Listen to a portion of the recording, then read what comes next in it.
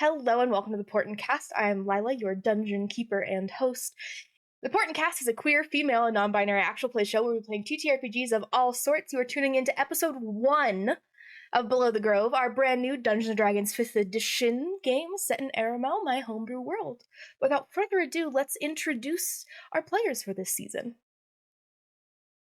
Hello, my name's Ezra. I use he, they pronouns. I've been playing TTRPGs for about, I think, a year and a half-ish. I've been with TPK for a bit. And you can find me at Not Always Ezra on most social media platforms. All right, hello. My name is Raven. I've been playing TTRPGs for about 4 years now, and you can find me on TikTok at Raven's Rad Reality. Hi, I'm Star. I've been playing TTRPGs for quite a bit and been with TPK since the very beginning, which is so exciting. I use she, they pronouns, and you can find me on TikTok, Twitch, Twitter, not X, that's dumb, at Start Saying. Hello, I'm Helen. I use she, her pronouns, and I have been playing TTRPGs on and off for like 4 or 5 years. And I've been with TPK since January. Yeah, you can find me pretty much anywhere, either at the book tree or at author Helen Powers. Hi, hello, I'm CD, they, them pronouns. I've been playing for about 5-ish years, I think. But this is my first time playing with the TPK crew. You can find me on most socials under the Infinite. And last but not least, me. Hi, I'm Kristen. I've been with the Portent Kast for the whole year since the beginning and even a little bit beforehand, but that wasn't recorded. Anyway, I go by any pronouns, and you can find me on pretty much anything at Bean Juice for Mornings or Early Bean Juice, I think, on Twitter. And let me speak again. Big mistake. You can keep updated with the podcast and anything we do in TTRPGs by following us over on Twitter at the Portent Kast. Again, X is dumb. And you can watch episode clips on both TikTok and YouTube Shorts. If you want to keep updated with episodes of the Portent Kast, go ahead and hit that subscribe button below. Back to you, Lila. Now, without further ado, let's dig into this week's episode of Below the Grove.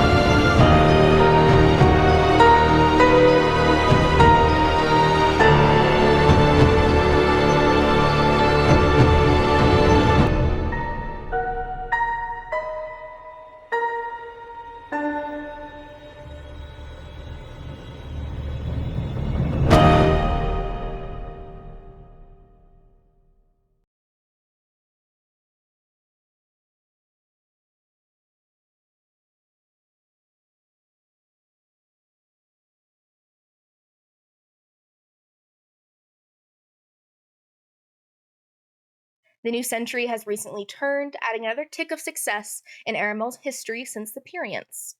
We begin this tale in the far corner of Aramel, a continent left mostly to itself, Isivane, a continent mostly made up of one larger country and many independent smaller islands that surround the central country of Elderrose. These smaller islands are further from societal norms and experience things most people would consider taboo. These islands practice necromancy, blood magic, and even rumors of human sacrifices. These islands are often excluded from the majority of Elderrose, and many do not dare to traverse them in fear of the people who inhabit them.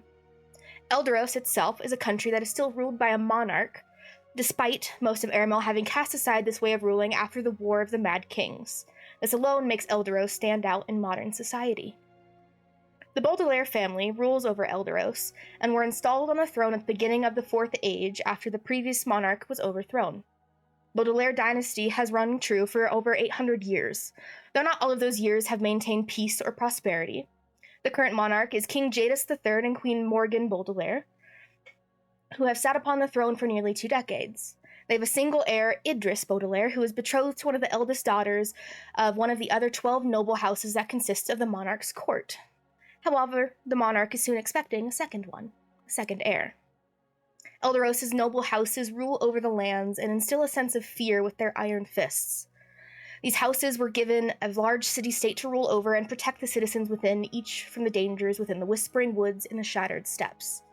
Despite the efforts of the Greyvale Monster Hunting Guild, there are still many dangers that roam Elderrose. These dangers consist of vampires, lycanthropes, undead monstrosities, and many more. It became widely known to Elderrose citizens to not travel at night or alone, and to set up camp along the roads before dusk. But even then, they are still at risk of attack from various monsters that lurk in the shadows. This is why many of the citizens travel via the Silk Lattice Railway, as it is much safer than traveling lonely roads, though its price is often too much for many commoners, forcing them to stay within their cities for their entire lives. We begin this tale in the capital city, perched atop a towering mountain surrounded by a shroud of mist and darkness, Ozan. This macabre cityscape is a labyrinth of intricate stone structures that climb the rugged terrain, casting haunting shadows along its winding streets and alleyways. The city's architecture reflects a blend of grandeur and decay, capturing the essence of Gothic aesthetics. Cobblestone paths wind their way up the mountain, the air growing colder, and the atmosphere becoming increasingly eerie. Stone gargoyles, with their grotesque forms and sinister expressions, perch atop the ornate wrought iron lampposts that line the streets, casting flickering shadows of arcane light on the worn stone facades. Pointed arches and stained glass windows showcasing intricate designs depicting scenes of melancholy and mystery line each building here. The structures are adorned with ornate spires and intricate filigree reaching skyward, like skeletal fingers clawing at the heavens. The pinnacle of the city, overlooking the sprawl below, looms the crowning jewel of darkness, the Dreadmore Keep. The castle, with its imposing blackened stone walls and towering turrets, exudes an aura of malevolence that sends a chill down the spines of all who behold it. The keep's imposing gates, wrought with iron and adorned with eerie symbols, stand as guardians to the secrets hidden within where the Baudelaire family resides. However, we do not enter the castle, but instead the Twilight Plaza, the Heart's City. The city's heart. There, hidden amongst the labyrinthian alleys, lie mysterious shops that cater to the occult and arcane, dimly lit apothecaries, curiosity-filled antique stores, and esoteric libraries beckon those who seek forbidden knowledge and the secrets that lie within the shadows. The city is shrouded in both awe and trepidation, where every cobblestone holds echoes of forgotten tales and each shadow conceals mysteries waiting to be unveiled.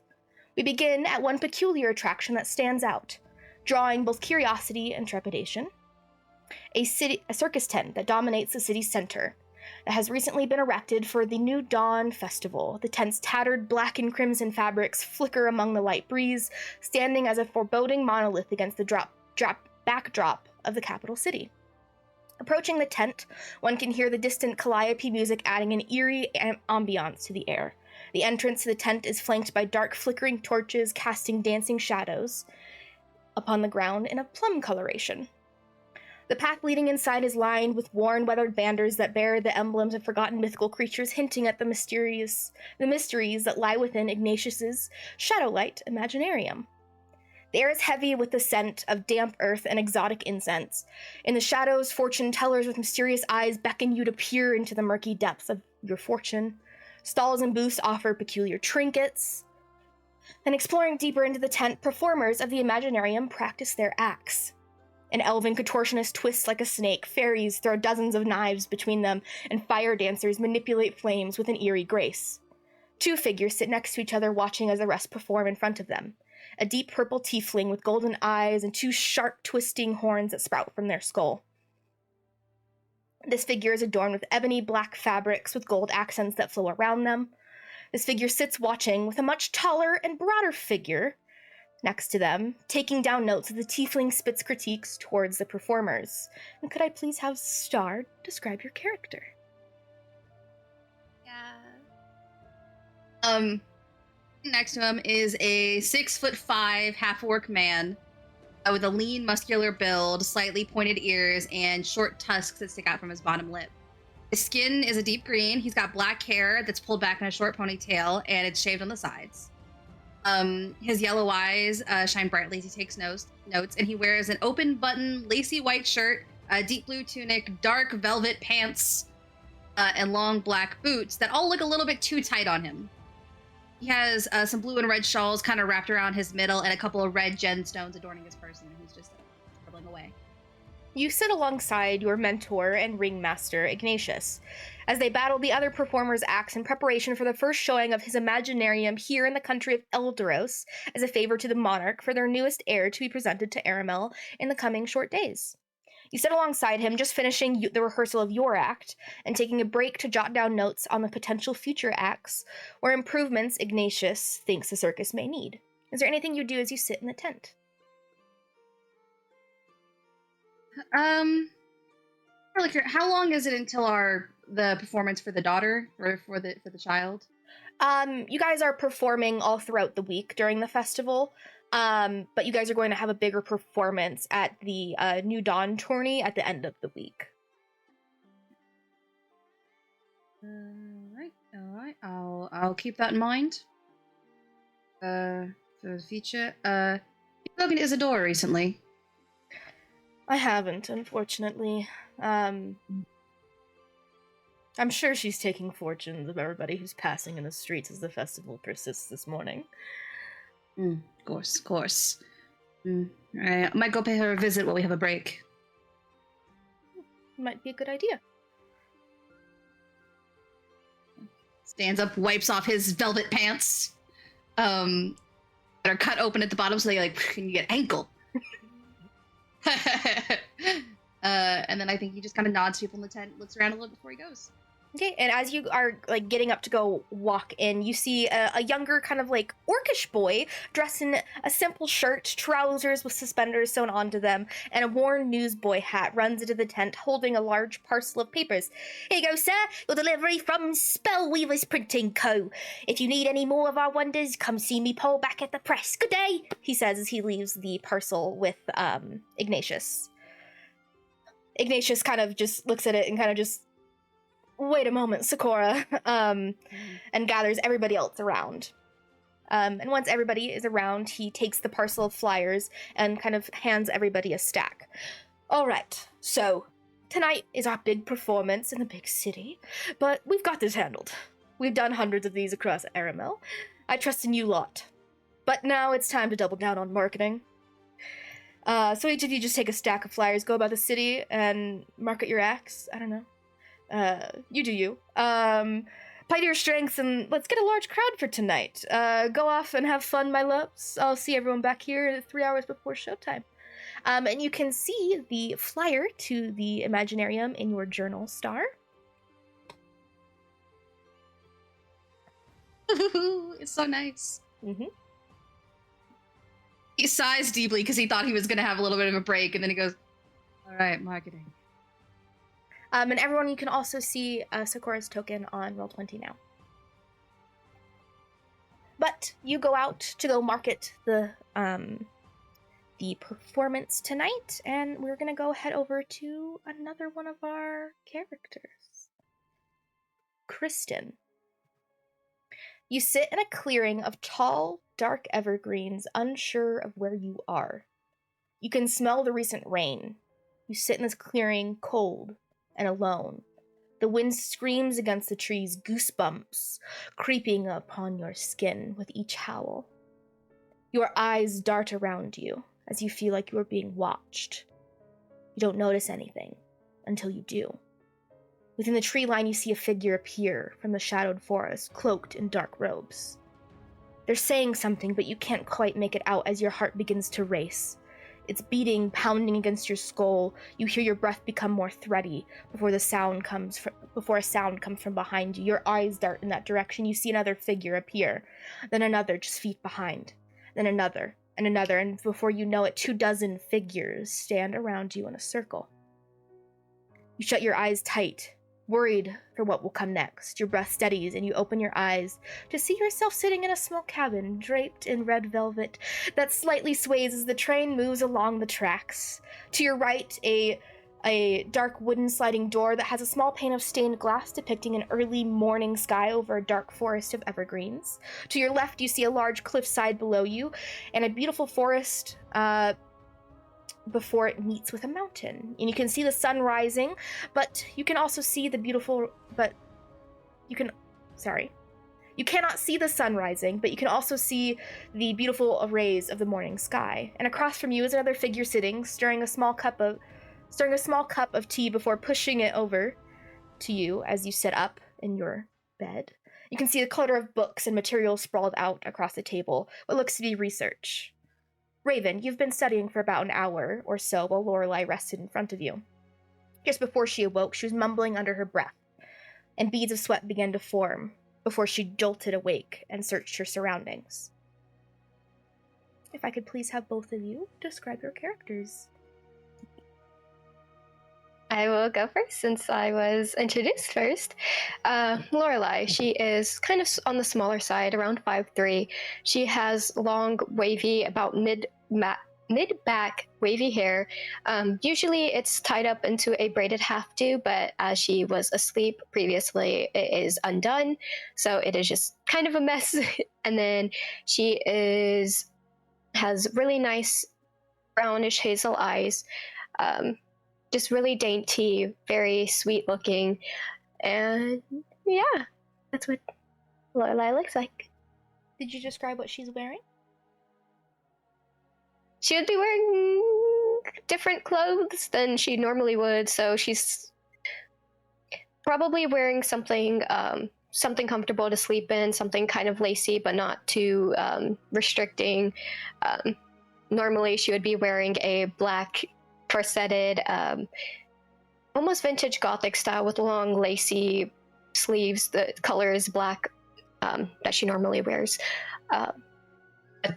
Usually wearing some accessories like necklaces, rings. There is one ring on her right middle finger, and but all of her other jewelry has been put aside so she can rest comfortably.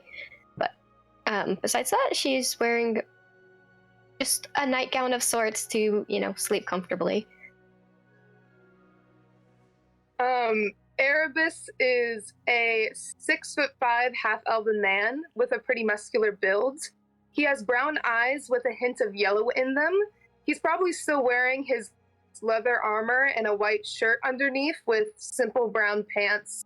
He has 2 necklaces. One of them is a ring, and then the other one is a wolf head. And he has a facial scar from his left elbow to his nose. And he does have freckles. And his hair is in like a light brown shag. And his great axe he probably put on the bed because he's been reading his poetry. So the great axe is probably on the bed. Alrighty. What do you do as you see Lorelei kind of jolt awake? I think he definitely notices it and kind of turns to her. And he's like, Lorelei, are you okay? I believe so. I just had a strange dream is all. Well, we've had a pretty long journey so far. There's refreshments. Do you need water? I can go get you something if you need me to. Sure, water would be fine, thank you. He'll probably head to the main area of the train to try to figure out if he can get some water or something to drink. Okay. As you're kind of getting up, you hear the slight squeak of like a wheel, and you see the steward you've seen a few times since you boarded the train. A thin and scraggly looking man, gray hair that almost looks to be greased over. He has very large bulbous eyes with a light red coloration. His shoulders are hunched before he quietly knocks on your door, slightly creeping it open as he peers in, just one of his eyes peeking through. Does the lovely couple need anything? The cook's made lamb's heart this morning, very tasty.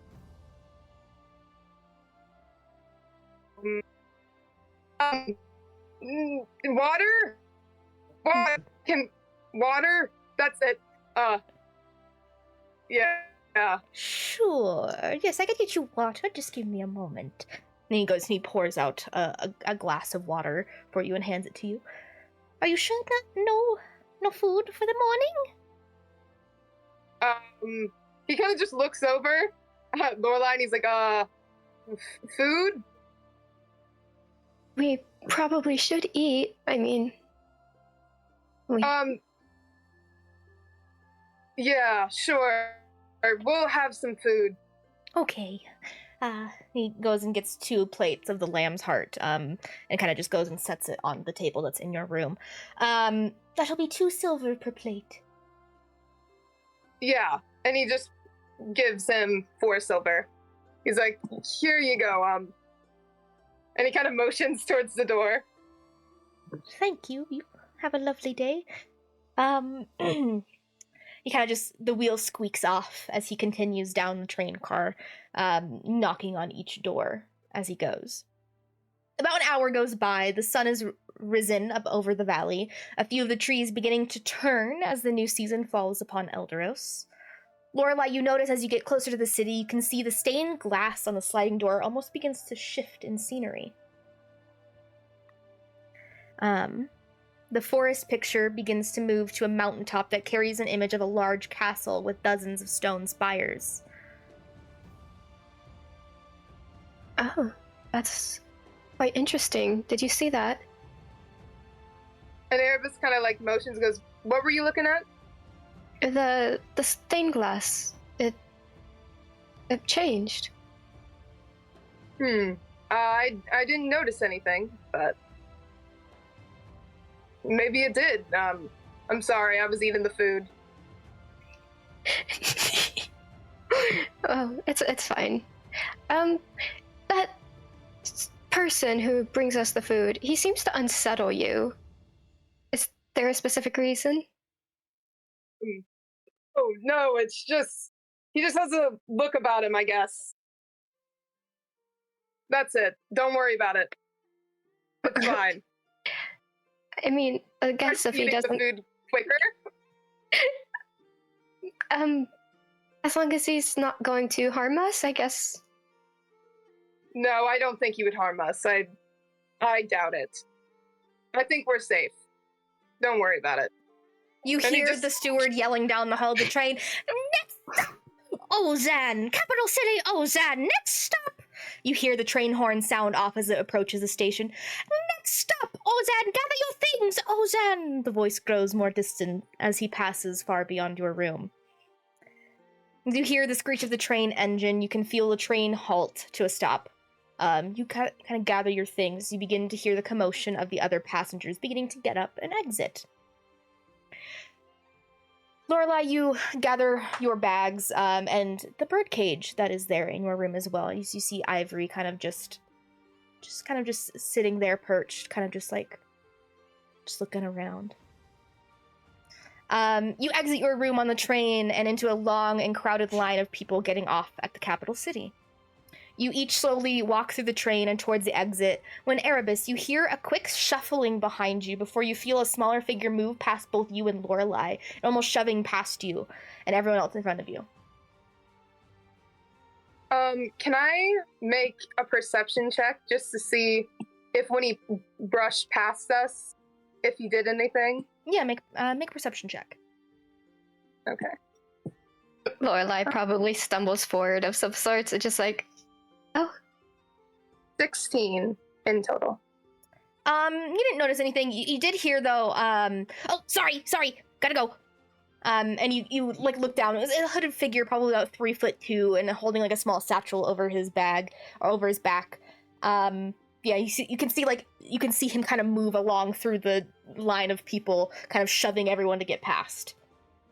Is there anything you do? I think he like looks down just to make sure and checks on if anything's missing. Everything's still there. And he looks at Lorelai and goes, "You got everything?" I believe so. My 2 bags, I have ivory. All right. Well, then I guess we're good to head off the train. Let's go see this new place. As you step off the train, and you can see the crowds from the other train cars spill out onto the boarding platform. A large train station built of darkened stone with 2 larger towers on its right side stands before you, a small line of smoke coming from behind one of them. You both make your way into the crowds toward the city gates, eventually being able to see what was creating the smoke behind the station. You see an encampment of tents and banners lay just outside the city limits, hundreds of Raytheon soldiers roaming the gorge as they set up their encampment. Erebus, you can also see a smaller legion of men, maybe a dozen or so, riding on horses towards the city. But as you continue to watch, you find yourself at the city gates of Ozan, the mountainside city ascending upward. Lorelai, this entire walk, you have been kind of clinging to Erebus, nervous around your surroundings. The city is daunting, but to you it's also very beautiful, something you've never been able to experience before. Though as you approach the gates, it is an imposing sight. Walls crafted from weathered stone, probably standing about 50 feet tall in the air, much taller than any building you've ever seen before. The gates are made of wrought iron, and at the center of both sides of the gates is an intricate metalwork of a crocodile. You can see also there are nearly 24 guards that walk the walls and guard its entrance as you make your way through. What do you first do as you enter the city capital of Ozan? This is quite unique. Yes, I swear it's a beautiful place. It just looks a little scary from the outside, but there's quite a lot of fun things to do. What are the walls for? Mostly for protection. That's the big thing, but I don't know. It's mostly for protection, I would believe. Erebus, you would know that most of the city walls kind of line the city, like the bigger city state limits, kind of just of the main encampment. It is also for protection of the keep, of the families that live there. Yeah, mostly for protection. I think as they're walking in, do they have to give a toll or anything when they're going through, or can they just walk in? You can just walk in. They do take your names down just to know who's coming and going. But no tolls. They do take note of any weapons that you guys have on you. Yeah. Is there anywhere you go in the city? I think Erebus is trying to kind of lead where they go, but I think he's mostly trying to figure out where the circus and that type of stuff is going to be, because I know that's one of the big reasons why they came. Yeah. An easy few quick questions. Most of it's going on in the Twilight Plaza, and there's also a few different inns and taverns that you can also set up in at the plaza as well. They're kind of close by to where most of the festivities are happening. Lorelai, is there anywhere you want to see or go before we head to a tavern? I'm not exactly sure what there is to do, so I guess I'll just follow you then. How about we go get a tavern room first, and then we can figure out where we want to go? Sure. I don't think carrying around all this stuff is quite safe. Yeah, probably not. You're right. Yeah, let's find a tavern. You guys go find a tavern. And we're going to go ahead and move on to our next set of characters. As we move through Ozan city gates and over to the Whispering Alley, the main residential district in the city. Towering stone buildings loom above, casting eerie shadows as the sun dips below the horizon. Arched doorways lead to hidden passages and secret nooks. The dim glow of the wrought iron street lamps cast shadows on the cobblestone streets despite the day's natural overcast. The streets are narrow, creating an intimate and secretive ambiance. Amidst the twisting alleys, you stumble upon an awe-inspiring depiction of Delil, a hooded figure with a magnificent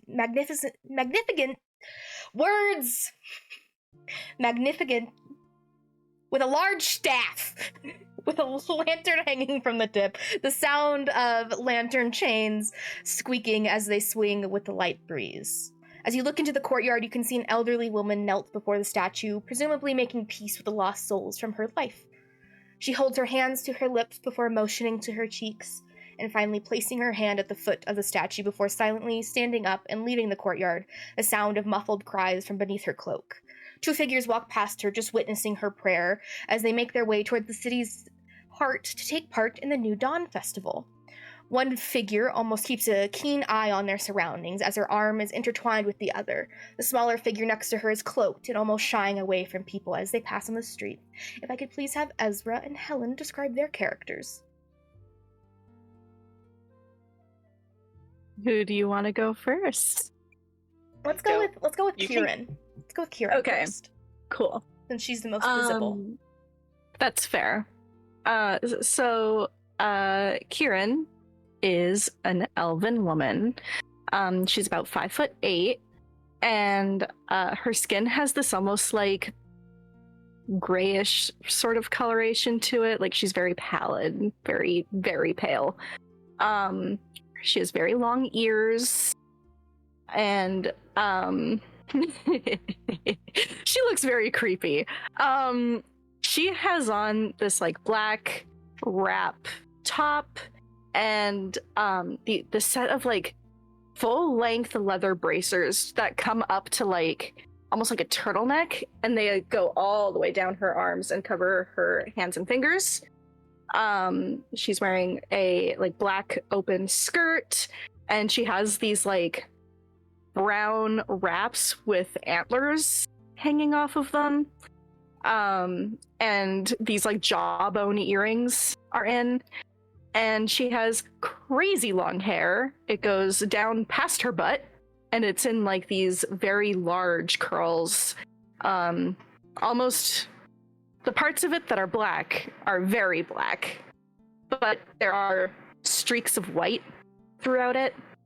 And she has the front part pulled back into like a little bun with a little cat skull over top of it with a bone going through it to hold it in place. And now that I can finally take this off, because it's been uncomfy this whole time, on her chest, just barely visible, she has these like cracks that are more in between than what I have done, but you know, that shit wasn't gonna go on YouTube, so.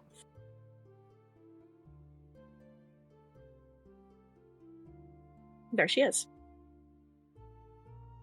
Ezra, if you could please describe Valencia after Wait a that. minute. What are you? I need a minute. You've known all of this about her. What are you talking about? But like seeing it. Oh God. Okay. So Valencia's got like dark purple skin with like glowing white freckles on her face. She's got white hair that's styled with like a lot of braids, and her eyes are yellow, but the scleras of them are lavender. She's like 5'1". Under her cloak, she's wearing like very plain clothing, like a brown like suspender dress with a puffy white shirt with a little brown bow on the collar. She also has a white petticoat underneath that like sparkles as she moves. She's got a gold choker with a charm and like a few tiny gems on it. And she has gold ear cuffs that she wears on like her pointed ears. She has a very slight glow about her and is like walking fairly close to Kieran. And also kind of noticeably about Valencia is her skin is made of starlight. Hence the freckles. But you continue throughout the streets towards the Twilight Plaza, the city getting more busied and more crowded as you do. You can hear the distant music being played by street performers, the laughs of children as they play carnival games. You eventually make it out of the alleys in the residential district to be bombarded with the different smells from different foods being cooked, vendors calling out to citizens as they pass, trying to sell their wares as the both of you look for what to do first. Move a little bit inward to our final character. As the festival persists, citizens continue to wander towards the Twilight Plaza to indulge in the festivities. Games and food carts line the street as people play games of ring toss, games featuring enchanted rings to dart-throwing challenges with spellbound darts. Each game promises a chance to win whimsical prizes imbued with a touch of magic. Laughter and cheers fill the air as attendees try their luck, hoping to win a stuffed creature that almost seems to come to life in their hands. Along with all of the families and people in the streets are two figures who walk alongside each other, though a keen eye can see the guards that follow them as they walk along. The occasional eye watches them as they walk along each other, playing the games or purchasing something from the local vendors. If I could please have CD describe their character as they walk through the festival. Okay, you all see very traditional looking drow with purplish skin, white silvery hair that's been braided into a very elaborate braid along the back, stopping kind of short at their shoulder. Along the braid are several curved, like, black wooden hair ornaments that have been slotted in there, and so it looks kind of like fangs or like spider legs traveling down that braid. Their eyes are a magenta, purple, pinkish color, and under their eyes, as well as on their foreheads, are like black round marks dotting along around their eye area. They also have two hooped piercings on the side of their lip, and their clothing is like a high-collared like undershirt, a kind of lattice-worked leather armor top, a woven shawl, and like loose pants, as well as on their hands are some riding gloves. You walk through the streets with your sister Aurelian. She stands at about the same height as you, maybe an inch taller, though it's hard to tell. She wears simple black pants with a glossy spider web pattern on them, a tight black tunic, knee-high boots, as well as a decorative pauldron of silver that drapes with silky fabric from each shoulder to almost make a cape. In comparison to her normal wear, she has seemed to dress down for this event so that you probably would blend in a bit more, though she seems to still be catching the eye of the citizens, some even pointing or whispering to their friends. You take notice to it as you seem to be enjoying the day out. So what do you want to do first, Otto? We have the entire day. That's kind of tricky. I don't know exactly what we should do. I mean, I saw a bunch of these little kids with like little animal plushies that were coming to life, and I gotta be honest, that was very interesting, and I kind of want one.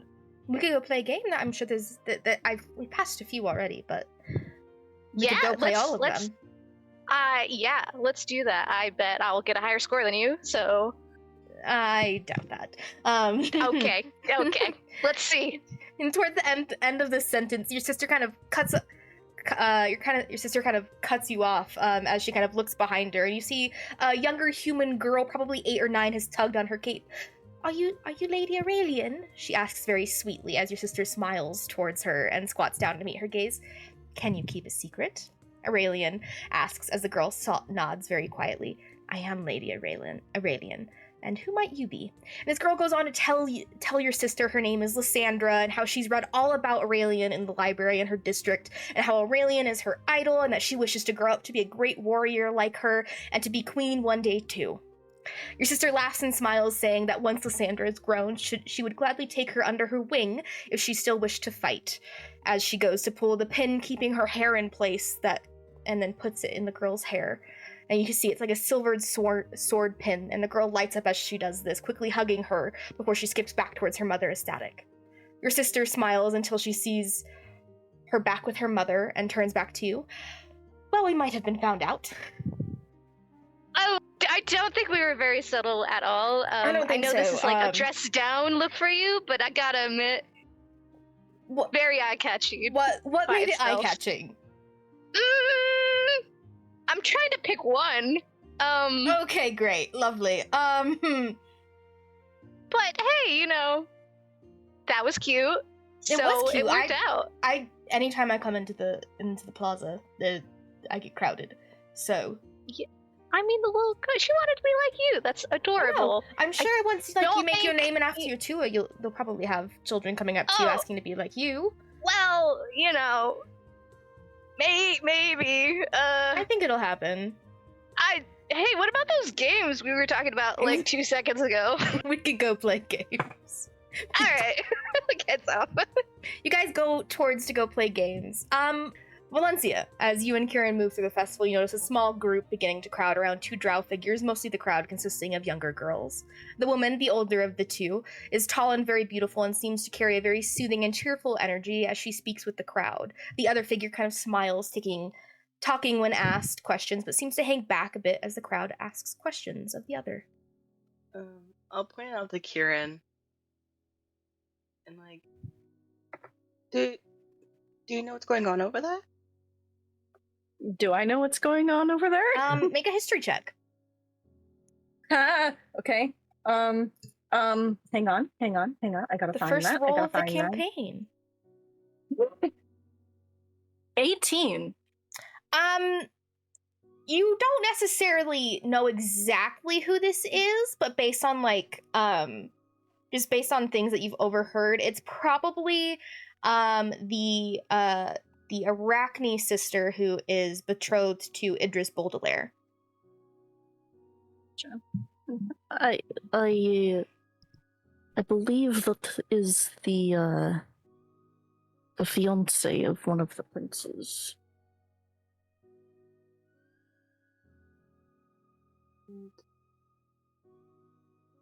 Do the little girls see her as like a role model, or I think so. Do you want to meet her?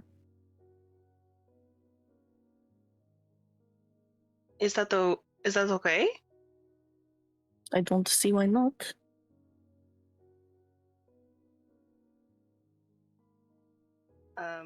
Valencia is gonna go over, but is definitely gonna stay toward the back of the group. And, Kieran like, Kieran's following like very close behind and is like, anything looks like it's gonna happen, she'll fuck some bitches up. Okay, make a perception check as you kind of watch the crowd. Valencia, you approach. Otto, you see a figure kind of almost like emanating this like very soft glow as they approach. You kind of make note of it very first as your sister's kind of speaking with the others. But she ventures like, "Oh, hello. Who might you be? I'm Aurelian Arachne." Hi, my name is Valencia. It's nice to meet you. It's very nice to meet you. You're Elenin, correct? Very beautiful race of people. You're glowing. Literally, yes, Otto. Yeah, I mean, you're glowing. I can she kind of like puts the hood down a little bit halfway, and she like looks down for a second, and then the glow intensifies for a little bit, and then it goes back down and she puts her hood back on. You see the crowd of little girl goes, "Oh, That is so glow? amazing. I want to glow. Can we learn how to glow?" And like this little girl's like asking her younger sister. Could I want to cast like dancing lights, but have it be like behind like the one girl, so it looks like she's glowing if you're like looking at her head on. Yeah, go ahead and just make a sleight of hand check for me against a passive perception of a 5-year-old.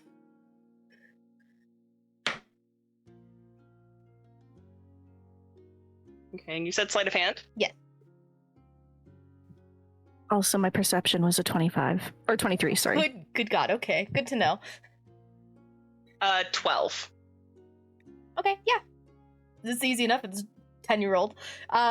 You see, it's like this kind of almost like purplish glow comes from behind the little girl who asks her. She's like, "Oh, I'm glowing. I'm glowing. I can glow. How can I glow? Am I Elenin? I have to go ask Mom." She runs off towards her mom.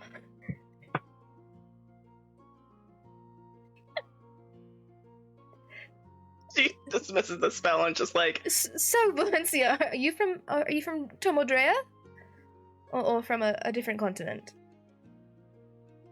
I've never been to Tomodrea, but yes, my mom is from there. It's very, very nice. Yeah, do you do anything else as you kind of are just talking with Lady Aurelia? Do you have any questions to ask her? Or the somewhat probably sibling that's next to her? She's not much of a talker. This is a bad move. I think she's gonna just stand and just watch her talk to the kids. Okay. Kind of like wistful look on her face. Yeah, you probably about like 2 minutes past. She's kind of like still greeting the kids. She's like, "Well, I think I have a dragon egg race to go beat these little girls in. So I'm gonna go do that. Follow me. If you want, you can come join us, Valencia, or you can stick around with my sibling here, Otto. I don't know if she wants to participate at all either, but I mean, I'll be you at a game later, sis. Okay. So don't worry about that. Yeah. Mm-hmm. I don't. Yeah. We'll decimate all these children if we participate together. So True. I think one Arachne in a dragon egg race is enough. Yeah, just catch me when you're done, and then we'll do our own competition. Okay, sounds good. She kind of just goes. She kind of like collects all of the girls and kind of just goes off. You can see one of the guards kind of splits off. Kieran, you notice kind of as they were talking, you notice 2 guards kind of like keeping a keen eye out as well, but goes off as she goes off as well. You stand there with Otto. What do you guys do? Otto immediately looks at Valencia and goes, "So how do you glow? For one, It's a natural thing. Oh, Yeah, I am made of starlight, so it kind of glows most of the time. I've only learned to like control how much I glow very recently. that's new. Okay, yeah. I mean, so like, do you enjoy? Does it hurt to glow? Do you feel anything when you glow? Like, It's just a thing that happens. okay, It just brings out her glowing personality. that's good. That one You was see, great. You see this like taller, like kind of like very gaunt elven woman, just kind of like peer over Valencia's shoulder, saying that. Yeah, Otto like laughs and goes, "That was very good." Also, Thank you. hi. I guess I didn't actually introduce myself to either of you. I'm Otto. It's nice to meet both of you. Pleasure. I am Nice to Kieran. meet- Kieran, and you're Valencia. I heard my sister talking to you. So, but what brings you to the festivities? Kieran just looks at Valencia like, how honest do we be? I've never been before, and Kieran wanted to show me some of the festivities. So yeah. That's a great reason to come here, honestly. So, I mean, there's tons of food, there's games, there's other things, I'm pretty sure. What is a dragon egg race?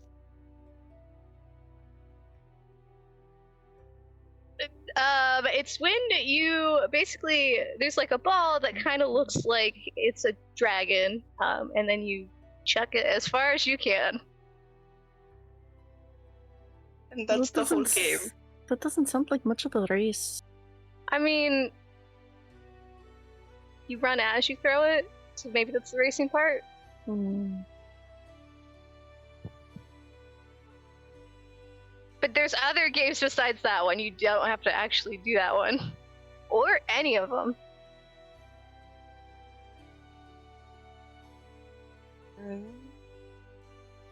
What kind of games do you like? Well, I don't know if many of them would be here specifically. Most of them have to do with, like, being home and the spiders there. So, give her own. Specifically, like, with, you know, it requires, like, the webs or, like, the spiders themselves. So, like, they don't really have that here. Do you hurt the spiders? Do I hurt spiders? When you play? No. Okay. No, the spiders are like Don't- family. That would be wild. I was going to say don't say they are like friends, but like family is a whole other basket. I mean, some of them are my friends, I guess, in a way that a Yes. spider can. Well, listen, I want to say that Cricket is, but like, I don't think she would accept if I said that. So, You named your spider Cricket? Duchess Cricket. She's great when you know her. All duchesses deserve the respect of the title. Yeah, she definitely thinks the title is deserved. But I mostly just call her Cricket because it gets confusing when there's two duchesses in the same room. Valencia's gonna look at the games. Okay, you guys go and you guys begin to play games. Lorelai and Erebus, you have kind of settled into the Inkwell Inn in the Twilight Plaza before you've decided to explore the festival. And almost before you can really kind of take anything in, you see as a half-orc man approaches you with a smile on his lips and he hands you a paper. Sakura, you see these two figures exit the inn here in the plaza near the Imaginarium where it's set up. And the woman seems to be a bit nervous. You decide to approach and offer a flyer to them. And you guys should be able to see that in your inventories here in a second.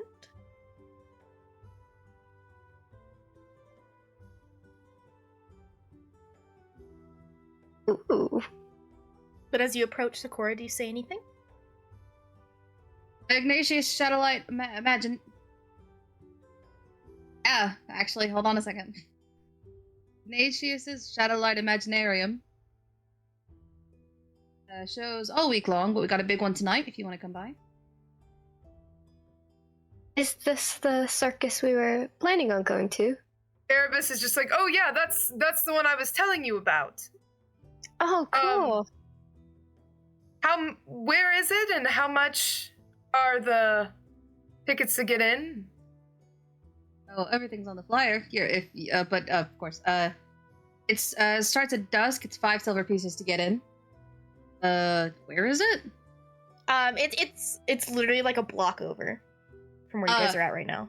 It's over there. I point, and there's a bunch of circus tents. Yeah, and you see this large kind of like circus tent set up with a bunch of carriages kind of around and different little tents and booths outside of it as well, kind of all mixed in with the festivities.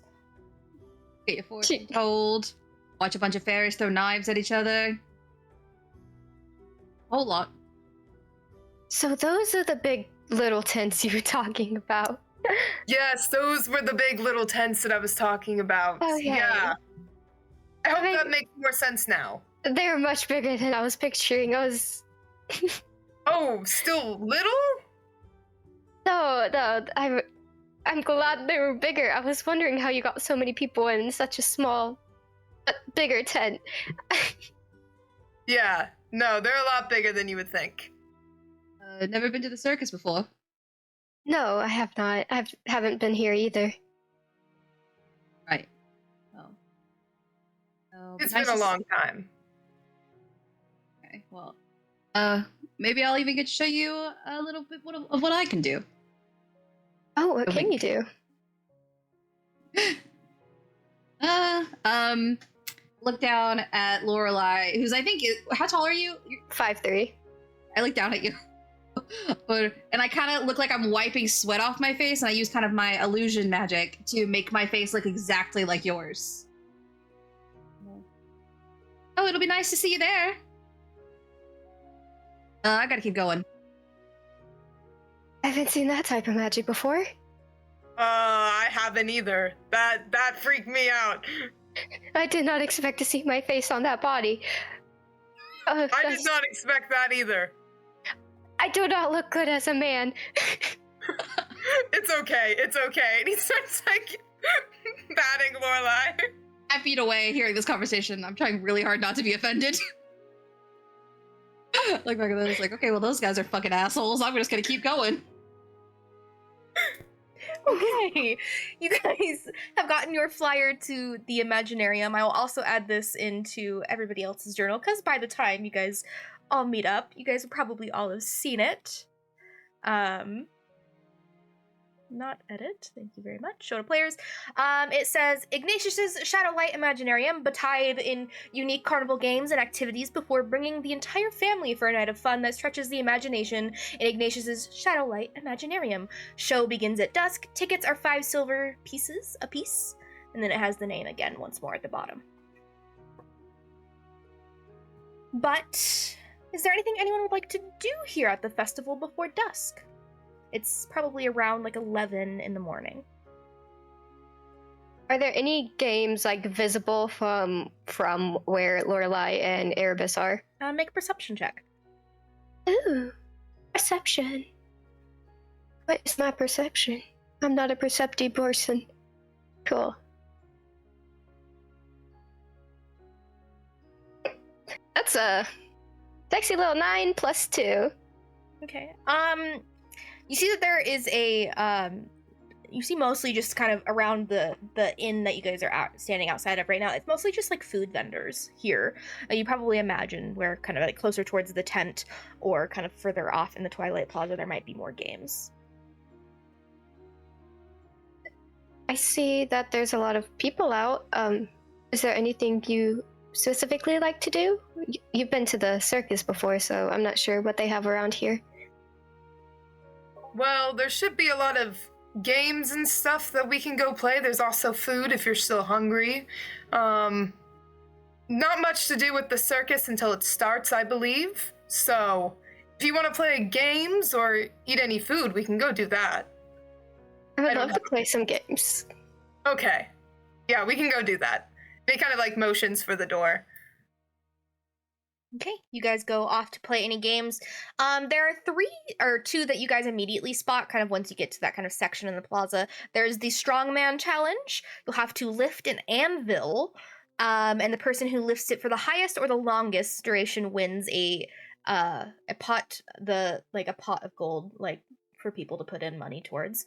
Or there is a potion mixing contest that contestants are given very different ingredients and are asked to make a potion, and the best potion is judged by one of the judges that are there, and whoever makes the closest to the potion they were told to make wins. Lorelei like kind of pats his arm and she's like, "Oh, you're strong. You hit the double owlbear thing. You killed that one pretty fast. You should try this one." Yeah, sure. I can try it. And he goes over. Okay. It is it's a 1 gold entry, and that will be put into the pot. Okay. Yes. I would like you to make a strength check to try to lift the anvil. You kind of see as Erebus kind of like goes and like holds it, and it's going to attempt to lift. 18, just plus my strength? Yes, just plus your strength. 23.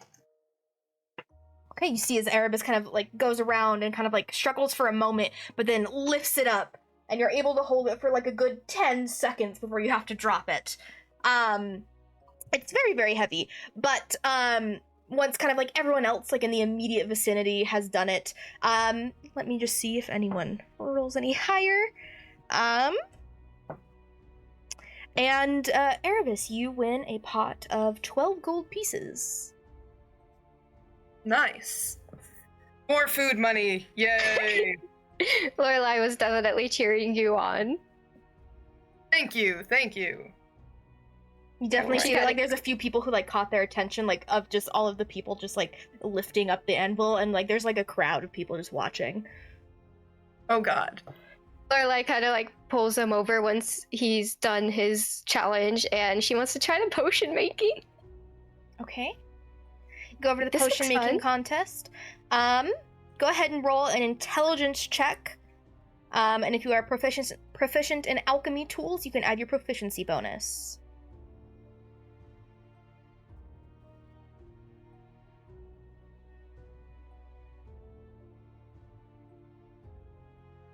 That's an 18, 19, 20, 22. Okay, you're given a set of you're given some different herbs and roots and things, and you kind of all put it in, and kind of it's something that you kind of are natural at. Like you used to kind of do some sort of potions there in your village, and you easily kind of get a potion. And you see as this kind of dwarven man who's judging the contest drinks a little sip of it, and you can see as it was a basically, he had shaved his beard, and it was a beard-growing potion that you were supposed to make, and it instantly grows a full beard. Nice. Ah, that was very good, young lady, very good. The prize is that way, and you also get to keep your potion if you wish. Awesome, thank you. The beard suits you very well. Very well. Oh, yes, I'm very glad to have a full face again. I felt naked. But you do win a set of alchemy tools and 5 gold pieces as your prize. Cool.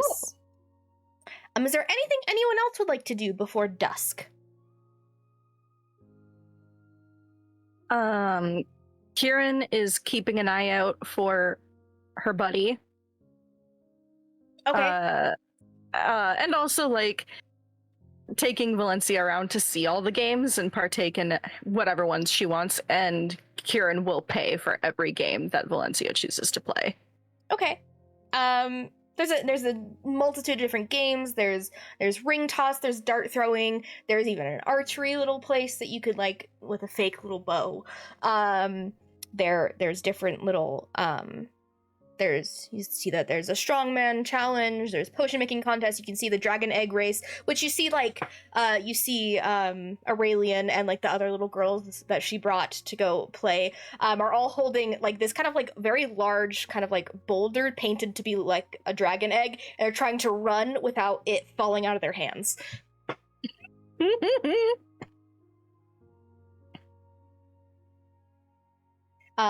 Is there any game you'd like to play, Valencia? I think I'll try the ring toss. Okay. I would like you to go ahead. It is a 1 silver entry for 3 tosses. I've got it. Go ahead and make 3 dexterity checks for me.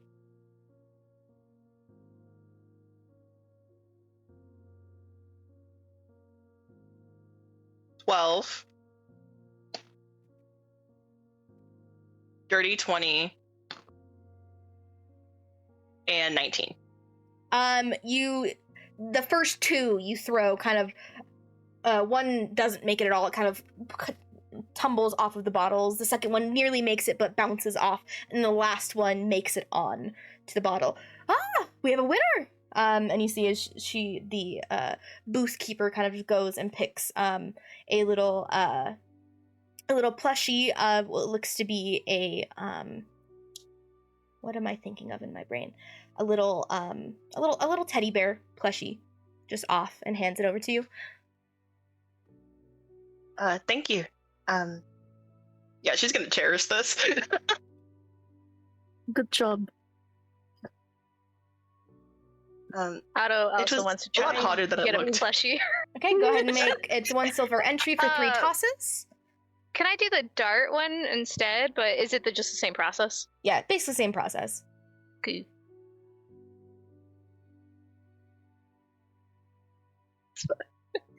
Five, 22, and 21. Okay. The first one, it literally hits the wall, like a few feet off of it, and then there's better luck next throw. I'm warming up. It's okay. It's okay. Yeah, you got this. Yeah. And then immediately you throw it, and it's a bullseye, and you're like, yeah, I got it. It was just a warm up shot. Yeah, you throw the next one, and it gets another bullseye. She's like, okay, and goes and we have a winner, and kind of rings a bell, and takes down a larger plushie kind of notices that you are an arachne, and pulls off a spider plushie that's probably this big around. I'm holding it. Hell yeah. You almost feel as its legs wrap around you in a hug. Just like home. Good job to you as well. Thank you. Are you sure you don't want to try and get one yourself? I do sometimes throw some darts. Let's give it a shot. Yeah. I'll cheer you on. Oh, Again, thank 1 you. silver, and then 3 dex checks. Yes, ma'am. Okay. 21, 22, and a nat 1. You throw the first 2 like at the same time when they hit the bullseye immediately, and then the last one you would throw at the same time as well. And it goes and hits the same dart that Otto hit in the wall as well. Oh, well, would you like a pick of your plushie, or do you want me to choose for you? Surprise me. Okay. Goes and gets you like this very like long kind of caterpillar plushie. She's very careful as she takes it, and just kind of like, hang on, do I have? No, it's not there. Oh If it was God! at the edge of the bed, I was just gonna grab my stupid horse. But she just takes it and she turns to Valencia and she's like, I got the caterpillar. She like claps for her. She's very happy about this. Kieran will put it around her neck and she wears it like it's a boa while they're walking through. Nice. Is there anything Sakura does before dusk? He does a little dance. No, he spends, I think, time putting out flyers. He probably, if he sees a bookstore scene, he probably might stop in there to like have a look at some things. And then I think he'll visit his bestie on his way back to the circus. Yeah. Is there anything specifically you'd like to look for in the bookstore? Stuff about the area. He's a big non-fiction reader. Okay, go ahead and make so an just- investigation check for me.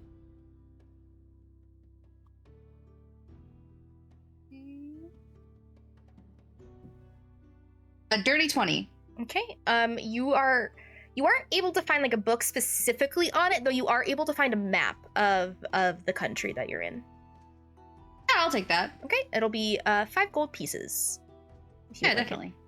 Cool. I will add it to your inventory. But yeah, map episode 1. Math. But yeah, eventually you go over to the tent where Madame Isadora is. This kind of older elven woman, or almost looks to be elven, very long black hair with some like gray bits throughout, very dark skin, kind of has some like purplish robes on and a shawl, and she kind of sits there in front at a small circle within like this very dark velvet tent that on the outside says fortune reads 5 silver pieces. She kind of sits in front of a crystal ball. Ah, Sakura, welcome. I've been awaiting your arrival. I'm sure you have. Yeah, I haven't seen you this morning. All right. Are you doing anything in your crystal ball? No, just crystal. He also peeks over and tries to look into it. I think I see something. I see a beautiful woman. Oh, that's just you. Slaps your shoulder. I'm too old for you. Maybe. I am. Maybe. What's with the winking? Don't know. I tell you, some of these people coming tonight are utter assholes. What happened? You know, you go out there, you show them your act, they go, well, that was fucking stupid. They think it's... there was a very pretty girl out there, and I made my face look like a very pretty girl, and they were like, well, that was weird on that body, and now I have body issues. I'm sure I'm it's kidding. I'm just probably fine. the fact that her face was on your face, and that's a little startling for anyone. No. Make my face look like her face. Is it, though? I'm not phased. You've done that before. I mean, you're not phased. Faced. You can leave now. Okay. Love you, bye. Oh. She just like I think- goes around the crystal ball as like there's As a I line go- now out the tent. As I go, doo-doo-doo, like around the crystal ball. I walk out. Oh, I see your death, Decora. Hell yeah. He goes, yeah, I hope it's great. And then walks out. It's not. She yells out after you. He gives double birds back at the tent and then just skips out. As you skip out, just make a dexterity check for me. Oh, great, cool. She's gonna kill me right now, isn't she? Great dexterity? Yeah, straight dexterity. 11. You trip. And you look at your feet and you see that there's like this like rope that's like hanging in the middle of the air. And you hear a snap and it's gone. Going to choose to believe that you didn't do that on purpose. I would never. I keep going. Anything else before dusk? I want to get my fortune told. Make a perception check to see if it's something you notice. 15. Yeah, you see there's a long line at like this like dark purple velvet tent. Can wait in line and kind of like 5 people ahead of you. You see as she exits the tent and puts a closed sign on it. I'll be back tomorrow, guys. So sorry I have to prepare for the event tonight. See you all tomorrow. And just walks off into the actual circus tent. Fortune telling. That's very country of me. It is very country of you. Fortune telling. Have you had yours told before? No, I don't think so. But Would it you- could be interesting. We should do it tomorrow. Yeah, we can do it tomorrow. Cool. I Whatever think you it's... want to do. Well, yeah, I mean, you were really strong at the game. Oh, he kind of just does what I'm doing. He's like, thank you. I appreciate that. I'm just glad I didn't drop it. That would have been embarrassing. You might have hurt your foot if you dropped it. Yeah, that would not feel good, for sure. So I'm I glad I didn't embarrass myself. I would have tried to heal you again. Yeah, you did a good job last time, so I'm sure it would have been fine. Do you want to try this weird magic hair potion thing? What you saw on a freshly shaven dwarven face literally grow a full beard, like probably about to like here. I don't know if I would look good with a full beard, so I think we should not try that. Oh, well. Okay. Maybe at some point. I'll think about it. Okay. It is your face, after all. Yeah, I'll think about it. I'll let you know. Okay. It should be around time for the circus to start. Would you like to go get our seats? Yeah, we should probably start heading over there soon so we can get a good spot. I'm excited. I haven't been to one of these in a while. I have never been, so I hope it's fun. Me too. Yes, so eventually, as the sun begins to set, dusk begins to fall over the city of Ozan, nearly a full day of festivities complete.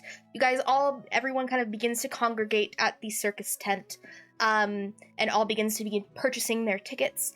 As you do, you see the same woman that was telling fortunes is there kind of getting tickets and selling the tickets and giving you guys the tickets back.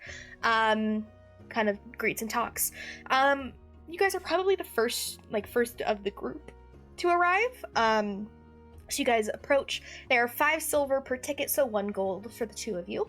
And as you kind of hand over the gold, Madame Isadora, which you saw on the tent, kind of just like looks at you. I'd like you both to make insight checks. Oh, delicious. That is a... What is that? Where is my insight? Oh, okay, that's not bad. 13? 17.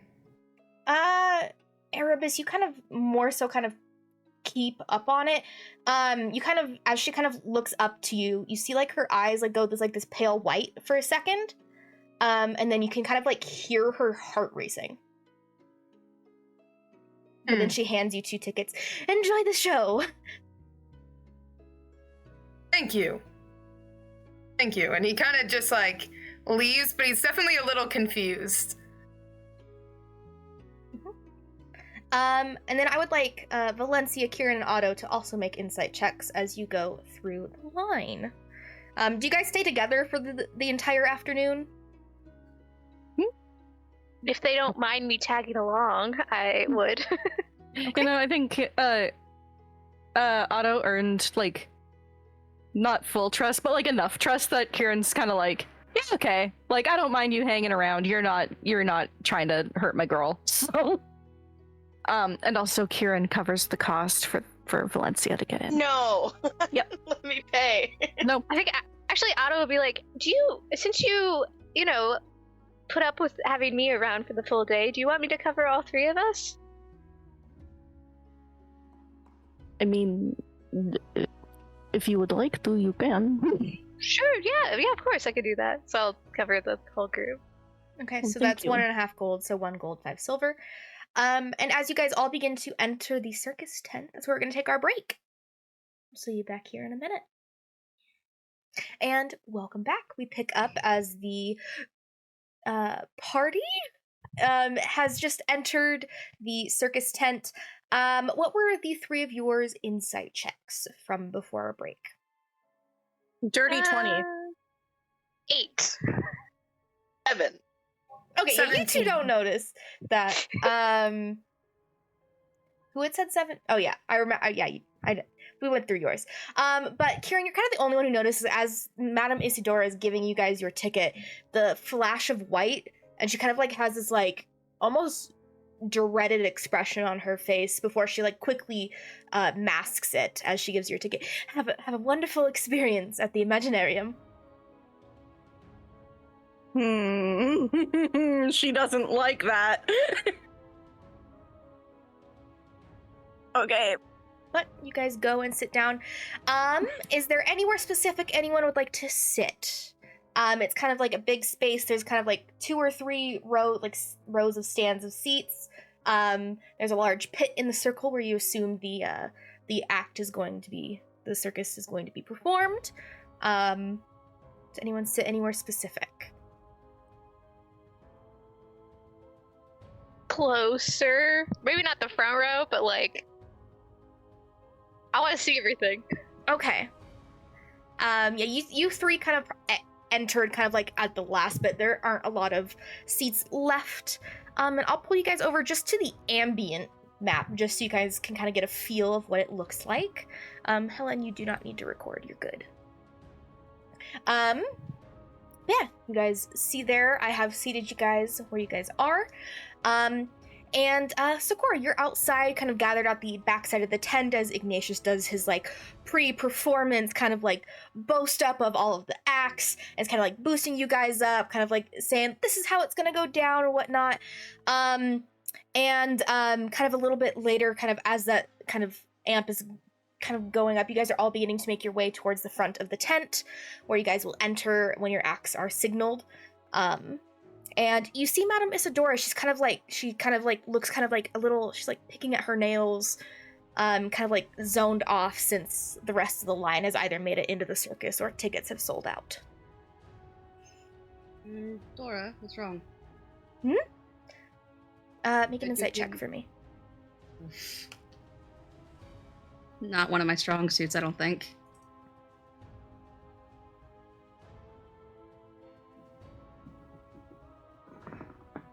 Oh, it's gone? Is it gone? Oh, I found it. It's good. A 15. You see that flash of white, which you know is when she has a true prophecy. For a split second as she looks up at you. Oh, just some things I've seen in some people as they've gone through. Okay. Don't worry about it though, you have an act to perform. You'll do great. Right. We can talk about it after. Okay, I'll hold you to it. Okay. The rest of you... He's thinking about it. Yeah. The rest of you all gather into the circus tent, finding what empty seats remain in the very crowded space. It seems to be a sold-out performance. Everyone is excited for the festival and new attractions it has brought to the shrouded city. Families gather in close, children laughing at some of the circus staff as they go around the tent, performing small acts of illusion and trickery as some go around selling different treats and drinks for the crowd as everyone gathers in. But eventually, the staff leaves the stands, and as the lights dim, the music changing from a very lively experience to something a little more sinister. The crowd hushes as the tent doors close, leaving everyone in near complete darkness. Whispers in the crowd begin to erupt, curious as to what's next, before you all simultaneously see a large spark of flame in the center of the pit. A few screams from the audience ring out as a figure appears, apparating from it. A deep purple tiefling with gold motifs and long twisting horns rolls from the flames and gracefully stands at the center of the tent and spinning effortlessly to greet everyone's gaze. Ladies and gentlemen, people in between, boys and girls, people of Ozan, I welcome you to my Shadowlight Imaginarium. I am Ignatius Nightshade, your ringleader and creative shadow director. For tonight's performance, you are in for a mind-melding spectacle tonight. You'll see opulent acts and strange creatures that will expand your mind and experience terrifying fun. As he says that final word, you see both his hands twist. The lights brighten a bit, and as they do, you see from the darkness of his cloak, ghostly shadow-like beasts materialize. Hounds pounce about the ring, howling before they jump towards the crowds, disappearing into the shadows, before reappearing from the tent's entrance, and as they run back towards the ring, while three elegantly dressed fairies balance on their backs as they throw what seem to be dozens of knives between them. And as they re-enter the middle of the ring, Ignatius is gone. But instead, as an elven contortionist twists and turns her body in an unimaginable way as she balances on a single, thin pedestal. The hounds run about the ring as the fairies take flight, throwing knives over the contortionist. Her leg twists just as three knives fly overhead. It looks like she's going to be hurt, you wonder. But just as they're about to make impact with her leg, she creates an almost perfect hoop for them to go through. Gasps and applause fill the air as the fairy on the opposite side catches them. All three fairies then fly, darting towards the contortionist as she extends herself into a handstand. One fairy standing on top of her feet and then another standing on the next fairy's shoulder as they all begin to juggle dozens of sharp knives between the three of them.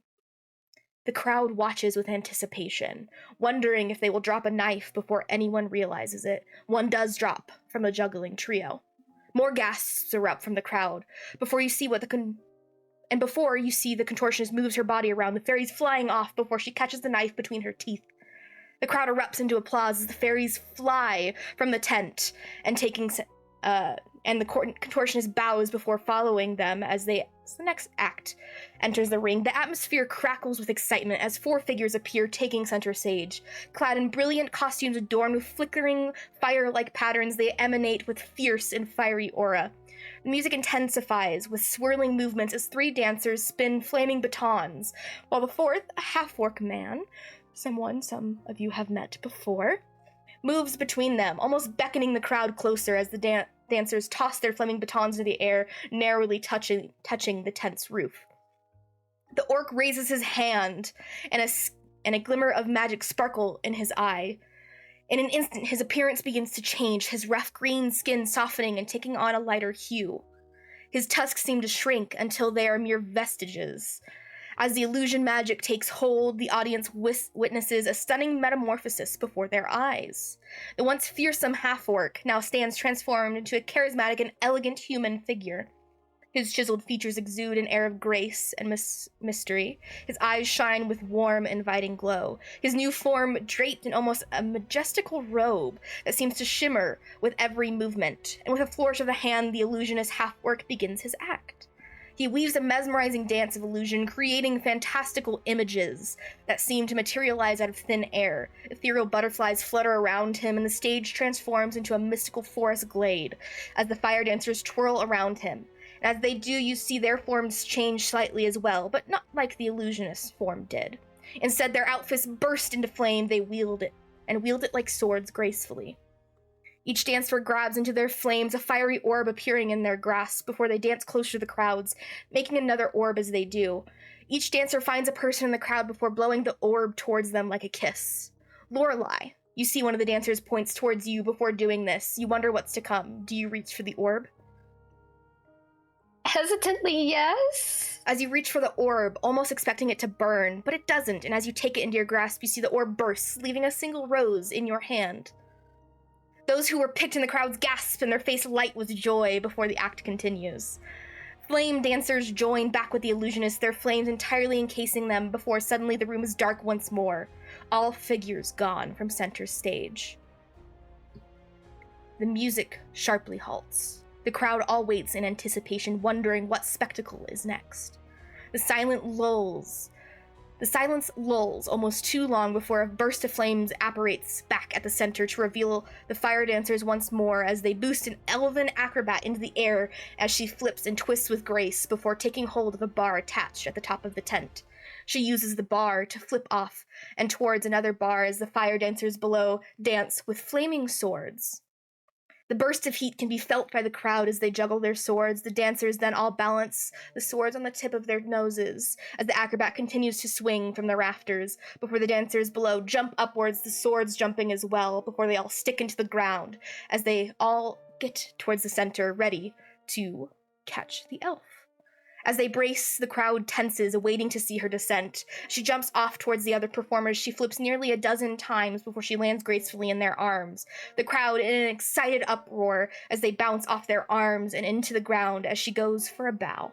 You can hear whistles sound off before she stands back up, but instead of the acrobat, you see the ringleader, Ignatius Nightshade, standing before you with a devilish smile on his lips.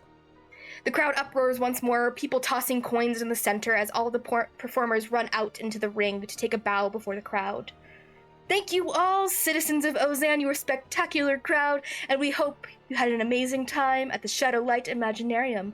You are all welcome to stay and interact with our performers, ask questions, or even browse at outside attractions. Even take your little ones to go see the Shadowlight creatures, or go see Madame Isadora tomorrow to have your fortunes read.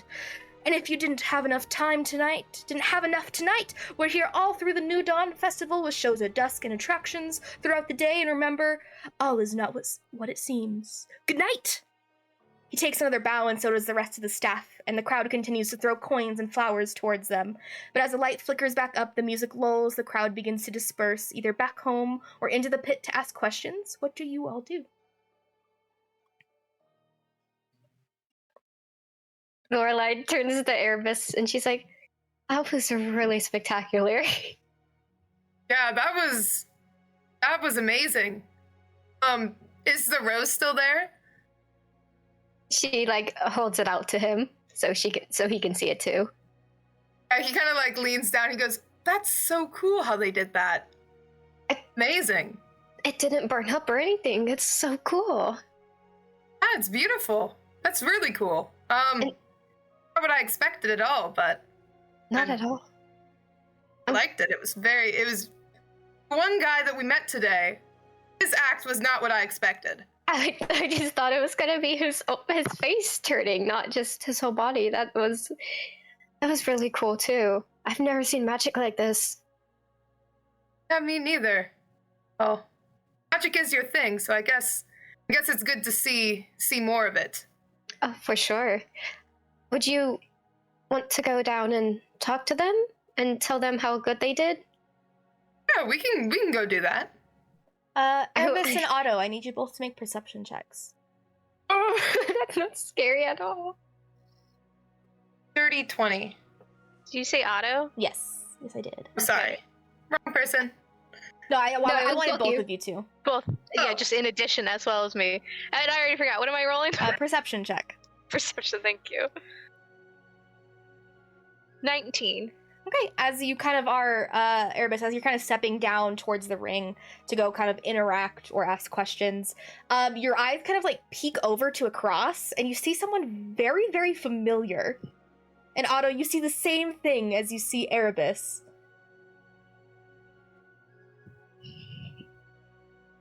I wave. Erebus Cyrus waves too, but kind of like he hesitates and then he waves. I like make motions of like, I'll come over there. I'll. One sec. I'm like gonna start trying to like go over the crowd towards. Kieran and Valencia, do you follow? Since you're sitting next to Otto. Okay. Yep. This is probably one of like, I mean, you guys have interacted vaguely before, but nothing like super in depth. But it's interesting to see someone else, kind of at the same kind of performance. But you go over and you see he's with a younger human woman. And she kind of seems to be kind of like a little bit more timid, kind of holding the rose in her hand as the three of you walk over. Wow, I wasn't expecting to see anybody I knew-ish. It's good to see you. How are you? It's good to see you too. And he kind of like, he doesn't actually bow, but he kind of nods down. He's like, yeah, it was a beautiful performance. Did you enjoy it? Yes, I really want to check out those like shadow hound creatures. I want to see if I can maybe get like closer look at them or something, but the entire performance was wonderful and very interesting. Yes, it was very interesting. Are you traveling just for the festivities, or? Well, yes, for right now. Yes, I was with my older sister earlier. But she's somewhere. And you see, like, she's just kind of, she's sat behind you, but didn't say anything.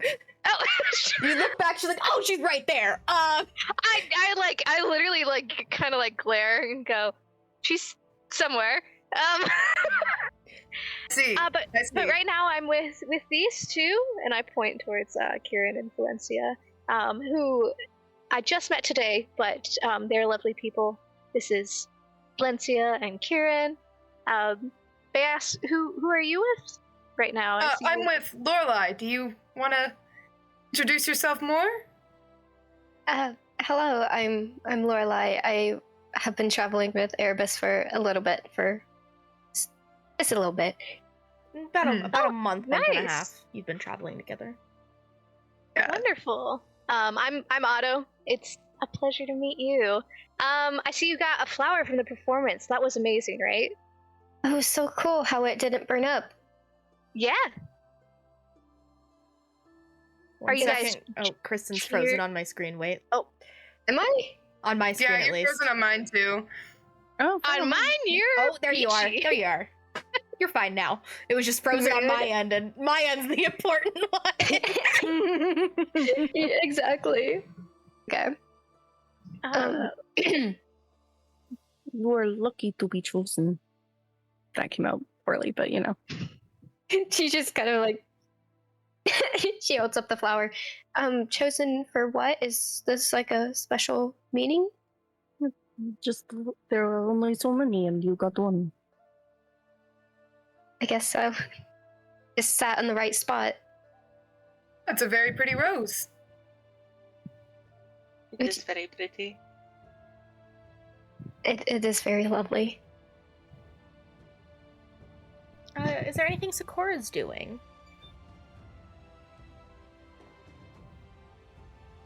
Sakura is congratulating himself on a job well done. Kind of keep looking out at the people, but he's basically trying to make sure no one wants to talk to him because he's worried about what Madame Isadora said. He's gonna go look for her and be like, he's done circuses enough times. He just wants to go check on whatever crazy shit she saw. Yeah. Yeah, you go over to kind of where her carriage is, where kind of like she sleeps and stuff. Her tent is separate. You notice that at this point all of the lights are out in it. She's probably gone to bed.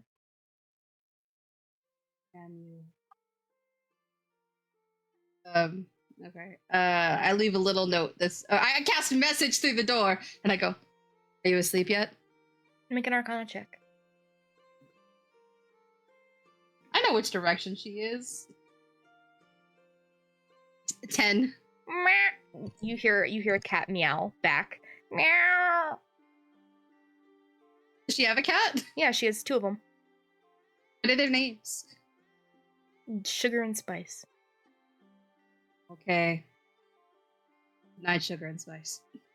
I'll turn back and I guess just head back, look through the people in the and see if there's anyone I recognize. Be like, oh yes, I was amazing. Thank you. Okay, go ahead and make a perception check for me.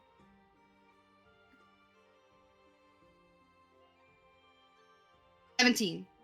As you're kind of going back through the tent entrance, there is a person that kind of like is like hurriedly leaving, kind of bumps into you, but you also notice that there is the younger human girl and the half elf from before, the assholes you talked to earlier. And they're kind of all kind of gathered up in a little group of different people. Group of assholes, I see. Have I ever seen an Elenin before? Nobody here has. So is everyone going like? Yeah, like anyone who kind of sees Valencia is kind of like looking at her, but like doesn't want to be rude and like only looks for a second and then looks away. Doesn't want to be that kid that walks up and says, "Hey, what's wrong with your face?" Yeah.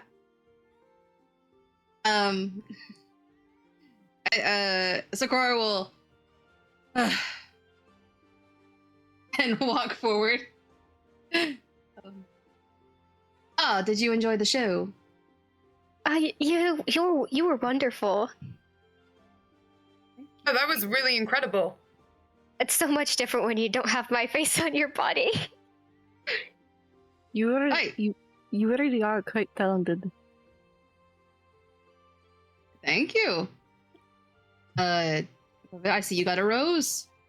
No, that means something secret here. Oh, what does it mean? It means they thought you were really pretty. She just like kind of flushes a little bit and she just smiles down at the rose. She's Make like, a perception check, Lorelai. Oh.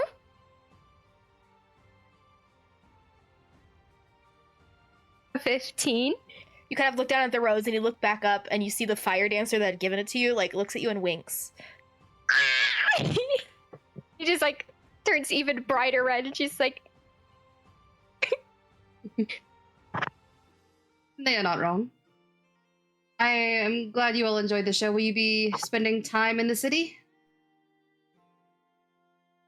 I will be with my friend Erebus. We're gonna be staying until the party, was it? Till the festivities end. Yes. Well, you should come by during the day sometime. There's a lot of fun stuff to do around here. Oh, really? I would love to see more. This is my first time in the city. Don't say. You see as the dark purple tiefling ringleader Ignatius kind of approaches, and you see kind of like perched on his shoulder looks to be like almost like a shadowy pseudo dragon. Hello, did everybody enjoy the show? I love your dragon. Oh, thanks. Kind of just like pets its chin. Cool. Just as a note, as this group is getting larger, Kieran is slowly just kind of like. No, Valencia is like slowly like beside Kieran, just like Yeah. Kieran is very much like she's fine with talking to people, like that doesn't seem to be the problem. She's very much like trying to shrink herself physically.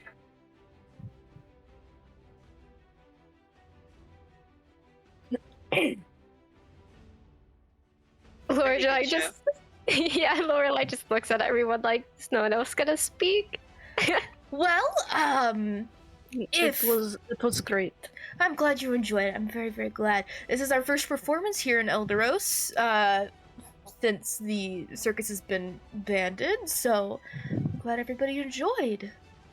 It was really incredible. I was looking at the dragon. That's so cool. Oh, yes. His name's Shadow. Yeah, he's... Oh, Shadow's so cool. What a great and very on point name. I didn't name him, so sorry. What? Is he not yours? No. He's our Beastmaster's pet. But I see. You have a Beastmaster?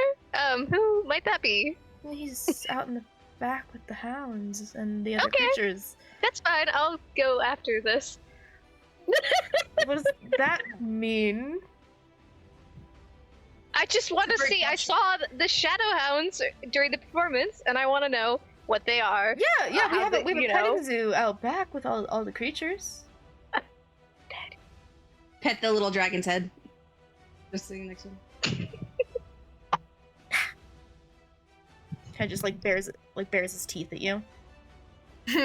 I, scratch my own nose and turn a little bit and just like act like I'm not doing anything, but then a little bat appears and flies up on my shoulder. There's so many animals. Like the bat too. The bat is very cool. Yes, that- does the bat also have a name? This is Fang. It is on point, and I did name him. The bat Is- comes from. Wonderful. Is it also a shadow? Shadow's the name. The other No, one. is that one made of shadows? No. Fang, what are you made out of? Probably. I also have an animal, but she is away at the moment. What kind? Oh, it's a beautiful white raven. Bird. White Raven. He's a At this very point, good bird. Ignatius has like moved on to another group of people. I have pleading eyes, and it's just don't leave me. Not the common color for ravens. No, they're very rare and also considered to be a very good omen, so I loved that she chose me. That's so It's very sweet. sweet.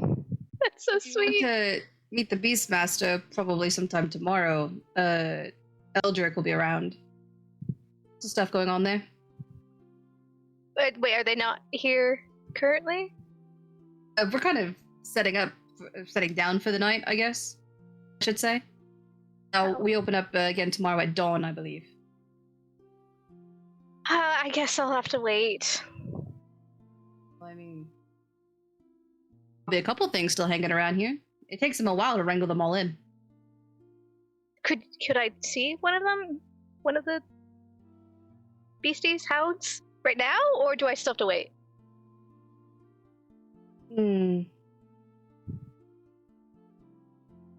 At this point, your sister, Otto, walks up. Just overheard this conversation just a little bit. We need to get back to the castle. Yes, but there's It's kind of there's- getting late. but there's cool things I want to look I will at. bring you back in the morning. I want to look at it I now. know you want to look at it. I kind of want to look at it too. But guards are getting antsy, and I really don't want to deal with it. I can take care of her until the morning.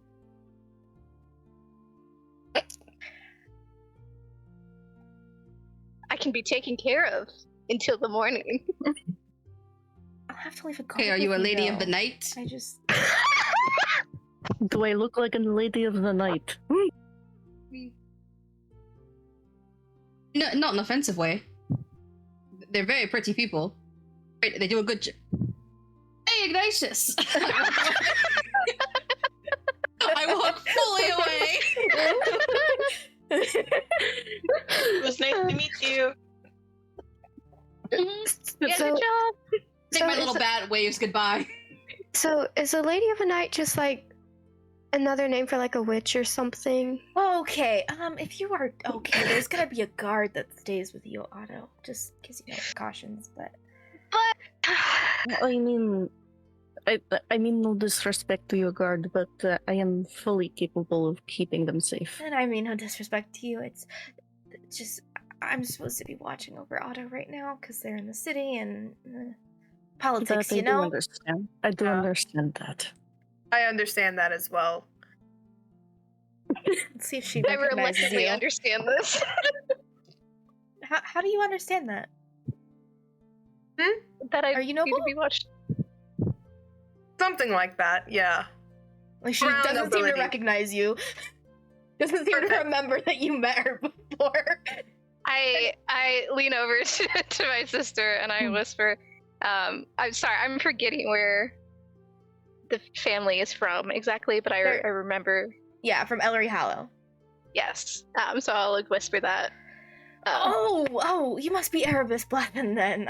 I'm terribly sorry. It's been a long day, but Oh, you're fine. have fun, Otto. I'm gonna go home now. I'm tired. Okay. I'll go say hi to Duchess for you. Oh, God, I should probably feed her and stuff. Oh, crap. Yeah. You do that for her. Tell her I'm sorry. Oh, she's gonna be mad. No! See you later. Have a good night. Bye. Leave. Goodbye. She's like, and then leaves. You see, there's like a guard that's like 10 feet behind you, just like. No, you could also leave. Maybe. I'm sorry, I can't do that. God damn it. Are you going to sleep at any point? Do Me? I need sleep? Oh. No, I don't know. Do you need sleep? I mean, I work a night shift, so I'm good.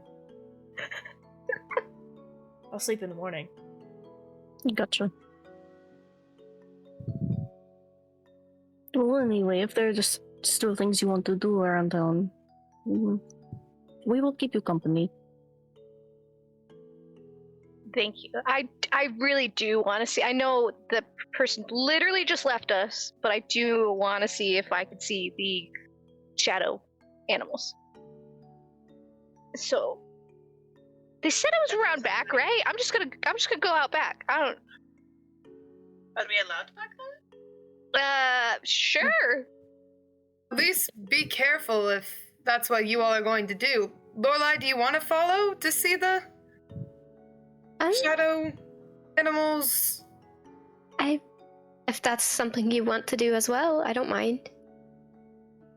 Well, I'm worried about what will happen, if we're not allowed to go over there, or at least Otto's not allowed to go over there, so how about we just follow along for now and see how it goes. Magic Do you Man. remember that Ignatius said to take your little ones for the Shadowlight creatures at the petting zoo? He said that you could go do that. But yeah, there's a petting zoo. Never mind, we're safe. I was gonna say that as Lorelai, just like Magic Man said, there's some Magic Man zoo. Magic Man. I will pay so much money for Lorelai to call him that to his face. Bet. Then we could just go to the petting zoo. So we're all in agreement. Petting zoo? Animals? Yeah. Yes? Correct. Petting zoo. Let's go. I'll lead the way, I guess. You guys all head I don't know out where I'm going. towards... you guys exit the tent, and you can see kind of this small line, mostly of families with smaller children going to go see the petting zoo. And you see this almost kind of looks similarly to how Kieran looks in appearance, an elven person with very, very pale skin with dark hair. Begins to ushers one kid in, or one family in at a time to go see the hounds and all of the other pets and things they have there. But eventually you guys are able to be ushered in. There is a 1 gold fee per person to pet the shadow creatures. I'll cover whoever wants to go in if you don't have anything. Lorelai, would you like to go in? Yeah, I have the gold if I need to. I kind of want to go in and see the animals. Then I can cover both of us since you covered the tickets to get in. Alright, if you don't mind, then sure. Of course. You want I to can see cover the shadow? You know that I won't. So it was my idea. I could cover both of you again. It's really not a problem. Only if you're sure. Sure, yeah. I don't usually get people to actually come see the things I want to see, so yes, I'm very excited. Thank you. Okay, you guys all enter the petting zoo. It looks to be most of these animals, he takes them out of the cages. Seems like they don't interact very well with the other shadow creatures. And also, because they're probably made of shadow, they need to be in some sort of magical cage so they don't escape. But yeah, you guys meet the hounds first. There's 3 shadow hounds. Otto, make a perception check for me. Okay. They eat your face. Do you notice? Do I notice? 24. Something just seems incredibly off about these hounds. Like, there's like some sort of innate, like, sinister kind of presence with them. Though, as Eldrick, who you learned is the Beastmaster here, kind of like just controls them in a way to where they don't allow that to show. But there's like something off about these creatures as like you go to meet each one. Does Lorelai notice this too? No. Great! Because I noticed! Yeah, I think, like, there's, like, a brief moment in, like, Otto's, behavior where they're, like, excited to, like, you know, see all the animals, and then just kind of, like, stops and, like, is thinking. And then is gonna, like, go to, I guess, one of the animals and kind of, like, I don't know, like, can I inspect it further at all? Or, like...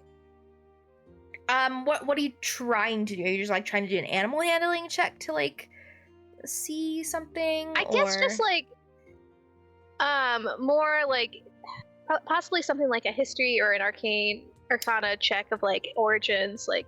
go ahead and make either an arcana or a nature check. Okay. Let's do nature. 14?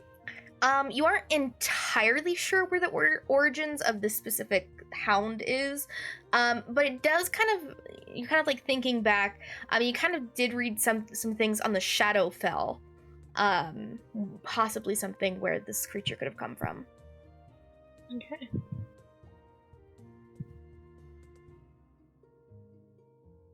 What is everybody else doing? You guys just interacting with all the animals? Doing anything else?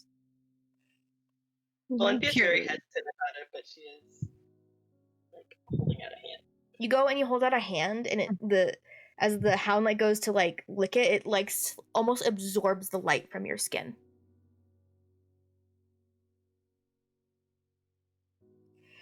She just like pulls back and like processes it, and then just goes to pet it again very slowly.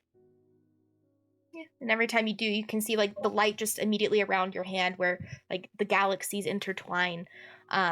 They like go into like a pitch inky blackness.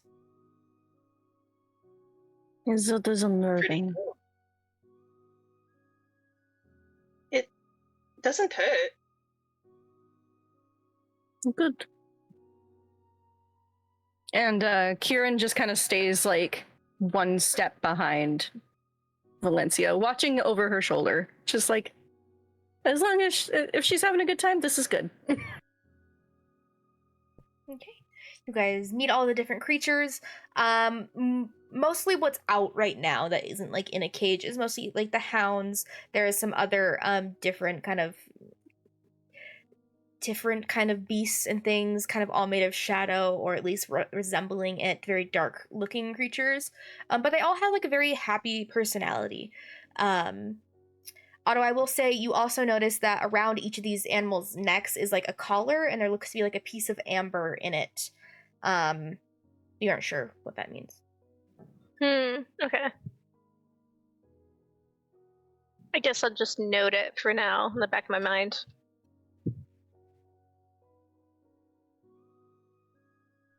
You guys meet all the creatures. Where are you guys going next? What do you guys want to do?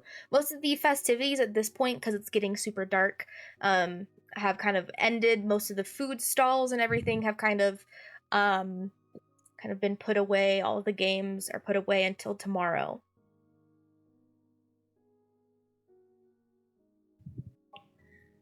Where are you all heading now? We have a tavern that we're staying at. Are you going back to the castle, Otto? Where's Otto at right now? Like, staying at? Right now you're staying at the castle. Okay, that's what I thought, but I don't want to be like, yeah, and then you'd be like, no, you're not. You're staying at the castle. Valencia and Kieran are staying at the Misty Huntress Tavern in the residential residential district. Sakura is kind of the whole of the people are either staying in their carriages or at the Inkwell Tavern. Yeah, and that's where both Erebus and Lorelei are staying as well. So yes, I say, yep. I'll have to eventually go back to the castle. Yeah. Well, I hope everything goes all right and you're not in trouble or anything for staying out. Not with like just with one specific, not even a person, just it's hard to explain. A spider. It's Cricket. I'm gonna be in trouble with Cricket. Cricket? Have I heard of Cricket or do I have no clue? Is Cricket a big spider? I heard him say spider. Yeah, she's my spider, and she's gonna be pissed. Oh no. It's fine. I will just have to bribe her like a lot with food later. Yeah, that's always what I do with my horse Blueberry, but I don't think the food is the same. Your horse's name is Blueberry? Yeah. I do have I a love horse that. named Blueberry. Do you feed her love the horse. blueberries? See, we try not to feed her blueberries because she'll eat too many of them. It's how she got the name, so we try to actually avoid it unless for special occasions. That makes sense. Yeah. No, she's amazing, but I don't think the food would be the same.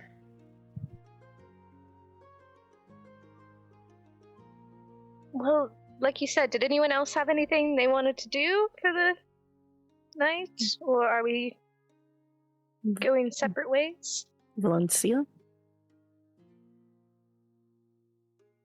Good to go if you are. You know that I follow you. I don't know where I'm going. I meant more figuratively. I literally lead, but Well, if everything's closed, and then we go back to where they are, we should probably go back to the tavern as well. then back to bed. Lorelai, are you good to head back to the tavern? Yes, it's been quite a long day. Yeah, it has been a long day for sure. Well, it was nice meeting you all that I haven't met, and it's good to see you, Otto, as always. It was wonderful seeing you guys as well. I assume Nice. we'll see you guys tomorrow as well. Everyone's staying for a little bit for the festivities? Yes. At least we are. I don't think we really have a time for when we leave. But then shall see you in the morning, I guess. Till It was tomorrow. very nice meeting you. It's nice meeting you. And he heads to leave. He's sleepy. Okay. You guys all head off towards your chosen destinations to sleep. Sakura, at this point, the circus has kind of gone down. Everyone's kind of either going to the Inkwell Tavern to go get drinks or sleep off because there's another performance tomorrow night. But is there anything you would like to do before heading off to bed? Not really. I think he kind of goes over his notes, but he's staying probably in like a private intercarriage at the location just because he values his privacy. Okay. Yeah, you guys all head off to bed. The first day in Ozan for a few of you. And we awake the next morning for the second day of festivities of the New Dawn Festival. What would you guys all like to do? Fortune, fortune, fortune. Okay. You immediately go off to go get your fortune read, and you see that the fortune-telling booth is closed. Ah! Sorry, Lorelai. I It's wonder where almost she's like closed. it's fate. It's almost like it's fate that I can't get my fortune read. You guys Ugh. coming back today? Oh, I believe so. I don't think I caught your name. Sakura. Nice to meet you. I'm Lorelai. I'm I'm Erebus. Right. Where is the fortune-telling lady? Oh, I was actually going to check on her. Fortune telling. She's very good at it. A lot of people like to see it. I'll back. Let you know. Perfect. Thank you so much. Right, I go check on her carriage. She did. She did. You knock on the door. You do hear rustling inside. Who is it? Me. Who's me? Cora! Oh, I'm fine. I'll be out in a minute. Okay, can we talk about what you saw? No. Oh, Later. what do you mean? Later. What do you mean To no? the tent. Hey, I'm you already got already people late. waiting. I know. I woke up late this Want morning. me to fill in while I wait for you? I'm not going to say yes or no. Okay. I'll let that be your decision. Do you have a spare cloak in the tent? No. And she like, you hear her footsteps approach. She opens the door and slams one of her cloaks into your hand and then just closes it behind you. I go behind the carriage, put it on, and use my illusion magic to turn into her. I go, okay, thank you, and I go back to the tent. Erebus, Lorelai, you're waiting, and you see Madame Isadora, who you learn the name of, approach. A kind of elven woman, long black hair, dark skin, wearing a cloak. She approaches. Oh, welcome to my tent. Come to get your fortune told. Yes, we were trying to get our fortunes told yesterday, but you closed down right when we got here. I'm so sorry, Lorelai. And Erebus? Yes, Erebus. Yes, I see it all. I predicted your coming. Please, into the tent. You follow her into the tent. It's very, very crowded. There's like 2 little pillows for you guys to sit at. Looks like it's only allowed to be like a 3-person kind of ordeal.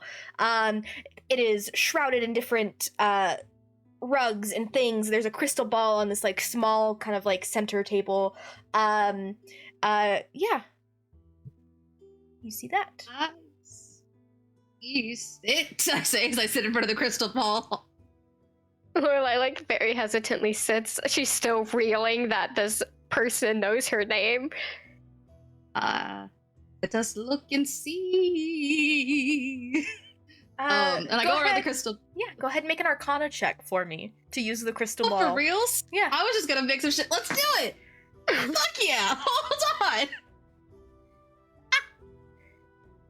Sorry, this is so funny to me.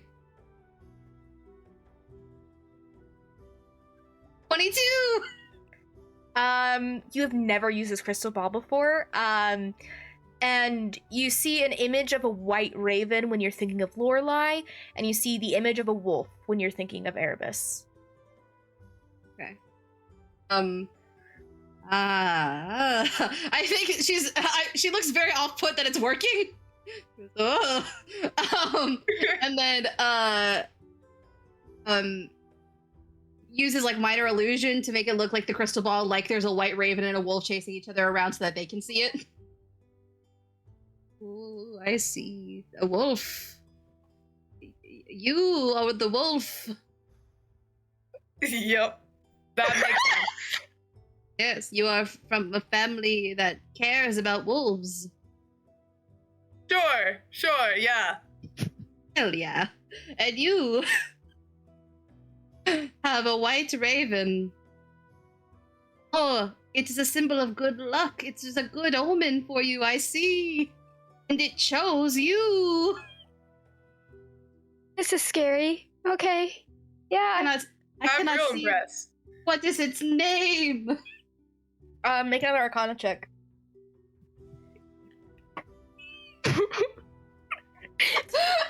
Natural one! Blueberry. It's an 8 too. Yeah, you just see like a bunch of like blueberries appear in the crystal ball. My god, like blueberry. Blueberry? Yeah. Must be careful. I see a blueberry pie. You're gonna I make thought you blueberry meant into a horse. pie? Okay. Where is your horse? Ah, I see. Of course, I knew that. Make another Yes. Arcana check. Oh, 26. You see a city with a very heavy, large mining operation in it. I know that place? No, I know that at all? not in Elderrose. Mining.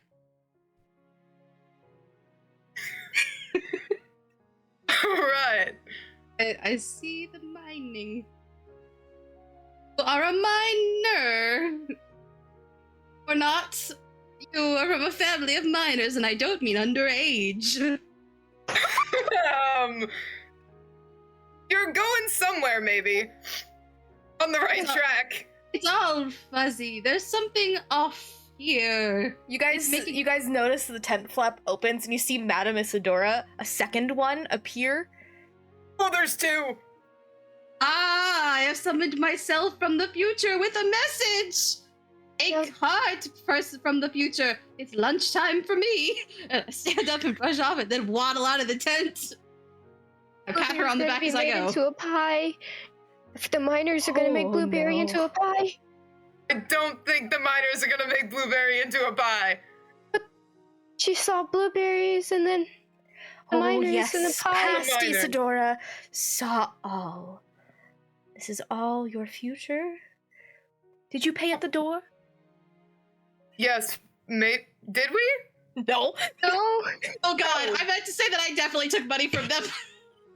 Can I say that I took money from them and took it Sure. with me? Okay, it's Yeah. 5 silver per reading. Hell yeah! So do I get 1 gold piece? Yeah, you get 1 gold piece. Yeah, I definitely like paid at the pocketed door. money. Ah, you see, sometimes all the fortunes mix in my head and I forget what's real. What did the blueberries in the mine have to go together? It doesn't really make any sense. She sits down and looks at it. Oh, yes. Blueberry sits at Coalfell, the mining town, just Yes. outside of here. Okay, Past that makes more Isadora sense. is a little kooky, I suppose. Doesn't know how to read the crystal correctly. I've learned in my age. Hmm. Is there any Okay, that makes a questions lot you more have for me? Or shall I move Blueberry on? is safe. Blueberry is Yes, safe, I'm sure. Blueberry is very safe in the hands of a farming man. Okay. No blueberry pies are to be made, don't you worry. Okay. Okay, good. I guess we just came to see our future. You've seen Or it. just. We saw our past, actually. Well, Yeah, see, no, that no, was no, no, past no. Isadora. Yes, she shows you your past, not your future. If you wish to see your futures, you must pay again. Well, do you want to see our futures? I can pay for it. It's not a big deal. You'll pay for it, all right? Probably.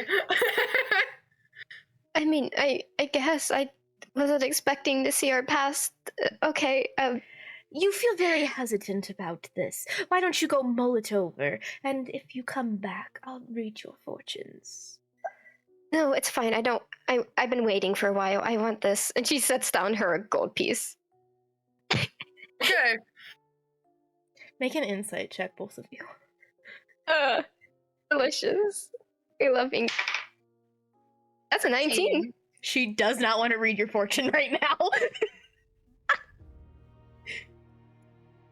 Lorelai, I guess, catches on a bit more than Erebus, and she's like, "Oh, see, you're hesitant."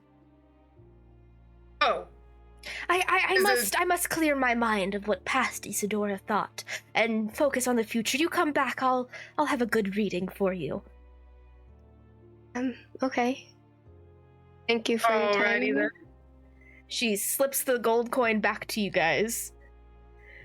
And then kind of like ushers you out of the tent. And then you get a message in your head, Sakura. What the hell was that? You told them their horse was gonna be made into a blueberry pie?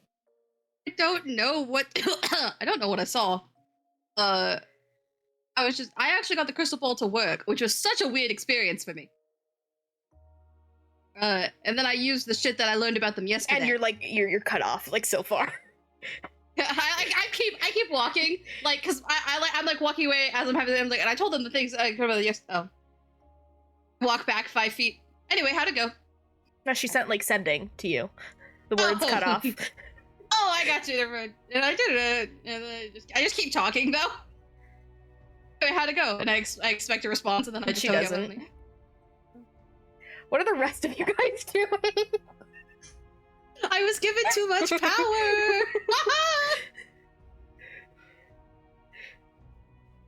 power. In the morning, Kieran would take Valencia to get food. Alrighty. Is there a specific place you'd like to go to? Is there anything, like, if you want breakfast food, do you want, like, lunch food? There's, like, a bunch of different little concession stands and things around. It would be up to Valencia. You see, the thing with Valencia and me as a player is that we're both very indecisive. Okay. What a mood. Make perception checks, both of you. This one. Okay. Nope. That's 12. It's better than what I got. Hold on. 4. Okay. Kieran, you notice a stand called Miramis's Enchanted Fruit Cart.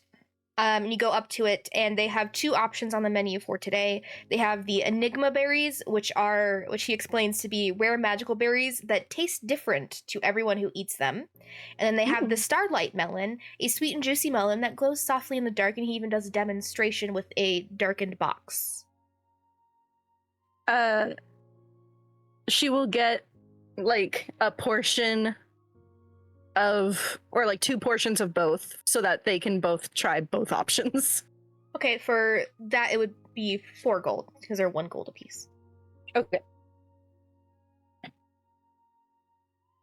What do the berries taste like? For me? The berries taste kind of like a sweet, fiery, kind of like a sweet, fiery kind of taste. It's very potent. It kind of reminds you of some of the fruit that you were able to grow back home. Valencia, if you taste the Enigma berries, they taste like something you've never had before. It's very, very sweet and almost very light. You aren't totally sure what it is, but it kind of reminds you some like a treat that your mother had told you about in Tomodrea.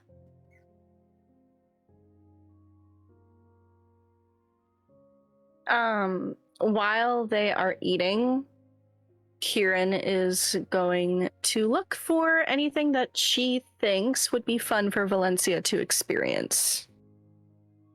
Okay, go ahead and make an investigation check. Ooh, okay. Okay. This one. Oh, 22. Okay.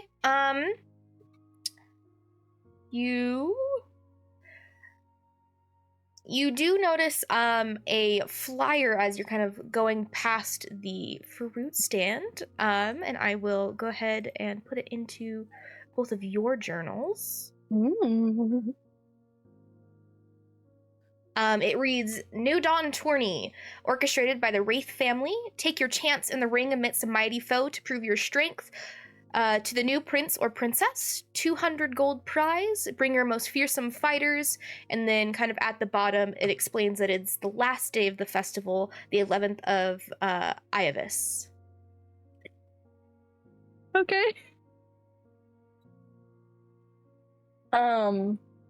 Yeah, she'll point it out to Valencia and just be like, oh, that could be fun to watch later on. You should enter. But I don't know if that's a good idea. It's not like you can't fight. That's true. 200 gold would be nice. If it is what you wish, I will sign up. Only if you want to. I'm not forcing you. I know. It would be fun to cheer on someone that I know in the ring, though. Okay. And she will try to find a sign-up booth. Alrighty. Let me just... Sorry, I'm trying to find the name of where it is. Meanwhile, while I'm looking for that, what is Otto doing? I think before Otto fully heads back to the festival, has to check in with Cricket. Cricket's mad. I'm You just left all day. I'm sorry. You left all day, and you left me in this room with like no food. I hear. I brought like a bunch of food for you to eat now, and what? Do you want to? I don't know if they'll let you come with me to the festival, but if you want I've already to, scared some of the people in the castle. Why would they? I would scare everybody in the streets. That's true. Well, here, you know what? Even better than the food, I got you a gift specifically for you. It made me think of you, and I pull out the little spider plushie. Make a deception check. Okay. Solid 9. Yeah, you got that for yourself. I mean, a little bit, yeah, I did. But it's cute. And it did make me think of you, but think of you in the fact that I still wanted it. So it's the thought that counts. The Probably. afterthought? Yep. Go have fun, it's fine. I will come back with more things from the what do you want from the festival? I'll get you something. Give me like the most expensive treat. Jesus Christ. Okay. If I'm like you don't Duchess eat it, after though, all, you know. Yes, I know. But you have to eat it if I get it. I'm just saying. Okay, then make it something I'll eat. Then it might not be the most expensive treat. You can just lie to me. Listen, we both know Yeah, I'll see right through that's it. not my best. I have more eyes than you, so. Yeah, you'll know. You always know. Okay, I'll be It's back. okay, I'll go scare Idris. That would be funny. Let me do know how it. that goes. I will. Later. Good Bye. luck. Bye. You have to let me out of the room, though. Oh, yeah. Thank you. Go. She, like, scutters away. Have fun. Be safe. She's, like, climbing up a wall now. I, like, nod that I go to the festivals. It's that bad. Is there anywhere you're going in the festival? Immediately I'm trying to find that Beastmaster from before. Okay, if they're yeah, available. you see he's at the circus. He's kind of around back, kind of tending to all the animals. I like peek back there. Hi, hello. Are you the one in charge of these shadow? Yes, I'm Eldrick. I'm the Beastmaster of the Imaginarium. What's up? Hi, hello. I'm Otto. And I was just curious about your, how'd you start taking care of these beasts and where they came from and stuff about them. I started taking care of them at a very young age. That hound over there, the one you were petting last night, was my first came to me, and then had a litter of pups, and I just started collecting shadow creatures. From where? My home? which is, Far from here. but like, is there like a specific location or? Not on this realm.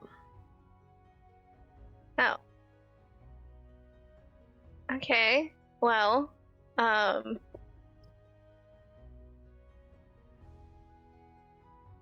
what made you interested in them specifically?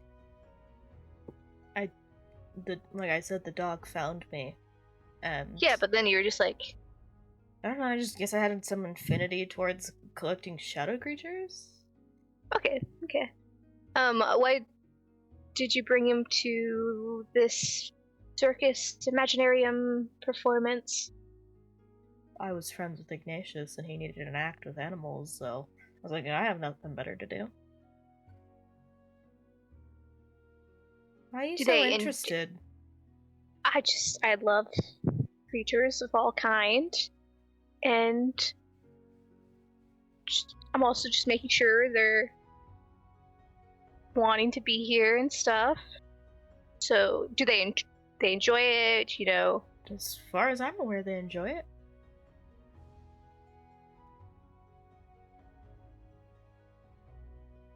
can I insight check that? Yeah, insight check it. 14.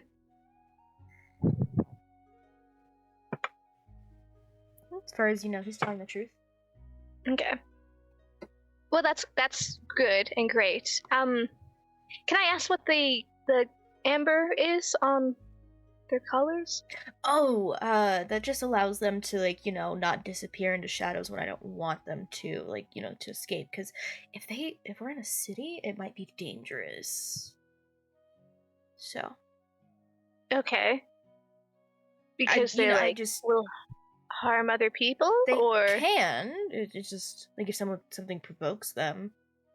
okay, just like you know. I if just somebody gets don't- a bit too. Yeah, I just don't want, you know, the Imaginarium to get a bad rep because of my animals, so. That's fair. I'm sure that from what I see, they are lovely animals. Yup. I guess that's all of my questions right now. Well, thank you. Have a good festival, I guess. Thanks, you too. Wander off. Okay. Kieran and Valencia, going back to you for a moment. You guys go over towards the Timekeeper's Arena, which is in the what district is that in? Sorry. It is in the Shadowbrook quarters, which is kind of like more of the arcane kind of district almost. It's kind of looks like to be one of like the older buildings here. You go and you find like a sign up for the New Dawn tourney, kind of like banner that's been kind of almost hastily made. Yeah, you go up to it. There is a human man kind of running the stand. Hello, are you here to sign up? Yes. Okay. Who's all in the party to sign up? Just me. Oh, you'll definitely die if you do that. I can go in with her. I think you'll still definitely die. It's more of like How- kind of like a how group many- kind of thing. Oh. Yeah, like groups are either I can't spill what it is, but it's like a group thing where groups fight something. Oh, I thought this was an individual thing. That's what did I. I know that the flyer isn't like, you know, like the best detailed thing, but yeah. How likely would I be to die? It's like for sure. Like the thing you're supposed to be fighting is like, you know, meant for like a group. One person would like, Oh. you know, definitely die. How big of a group would you say? I don't know, there's groups of 4, there's groups of 10, it just depends. A group of 10 sounds like pussy behavior. I don't know, wasn't the one who signed up with the group of 10. I'm just saying that's like the furthest you could go. I don't know. I mean, You're gonna sign up with a group or not? I got people in line waiting. Sorry. Let them go first. We will maybe be back later. Okay. Have fun. Just calls the next person up. What do you guys do? Once they're out of earshot, was gonna lean toward Kieran, and she was like, "It was kind of rude." Sorry. Did Valencia say that Kieran was rude or that the guy was rude? The guy. Okay. Yeah. I don't know. I wanted to do it on my own. You definitely could have done it on your own. Mm. You still want to do it? We can try to find a group.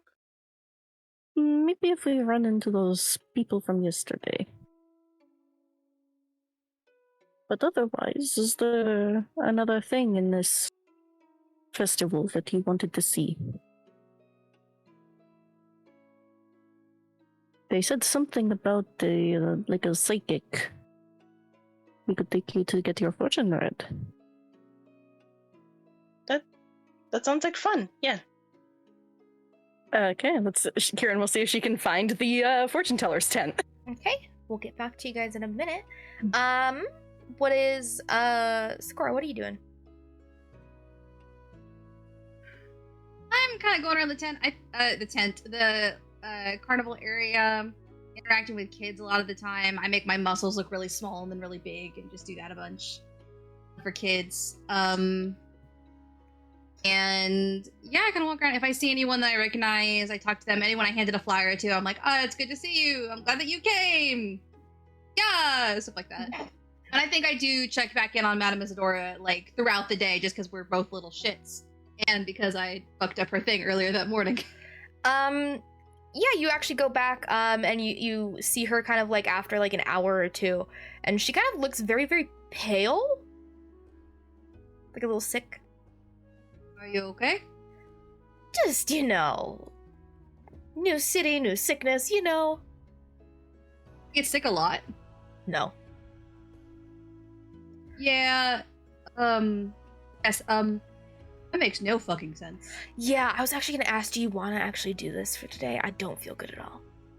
Yeah, of course. Tell me what you saw yesterday. Tomorrow. I said that yesterday. Goodbye. Wait, okay. Okay. Oh. You take a few more fortunes. Eventually, you see Valencia and Kieran, who you met yesterday, come up to the tent. I forget your names. I'm sure you heard them in ambulantly conversation. I was expecting you, Valencia and Kieran. And I mean, Kieran's a distrustful person. Does she? Can she insight check? Sure. Valencia's just terrified. It's not She's one. like, maybe that's a psychic thing. You can't tell. She just seems to know your names. Vision. No. Fear not. I just know many things. You are both new to the city. Do you want your fortune read? Kieran just gestures for Valencia. He's just gonna nod and then like steps forward. Go ahead. Okay, put your money by the door. Kieran places down a gold. Okay. Yeah. Oh, thank you. Go ahead and make an Arcana check. A natural 20.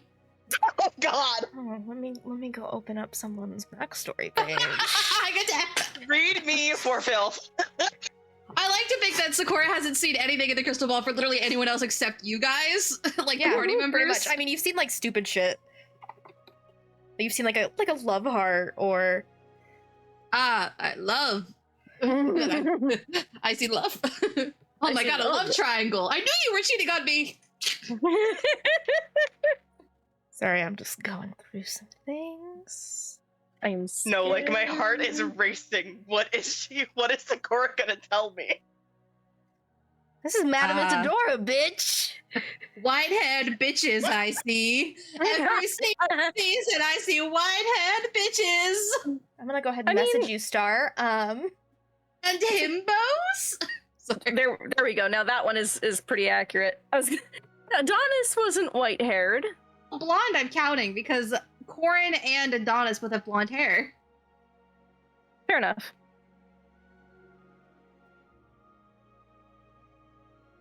Be like, yeah, your past lives were a gay pirate, a himbo, and a warlock with daddy issues. Yeah. Oh. Glad that Sakura is getting all this fun before we go through this frightening adventure. He's gonna be thinking about this for a while. He's like, that was a good day. Life's fucked up now, but that was a good day. Oh, I got a message. You did get a message. Fear. Fear. I'm like, watch. I'm so scared. Ooh. Oh, she's typing more. Okay, cool.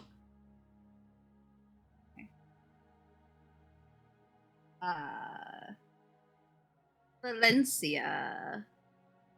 Connected to you, I see a white gardenia. And defenders of the day. Green tiefling man walks forth soon in your future. Under her breath, she goes, holy shit, that's a lot. Frozen there for a second. I was like, that was from my childhood. We would play Defenders of the Day to distract from everything else that was happening. You saw a green tiefling man, not a boy, Sakura. Yeah. A man! You know a green tiefling man?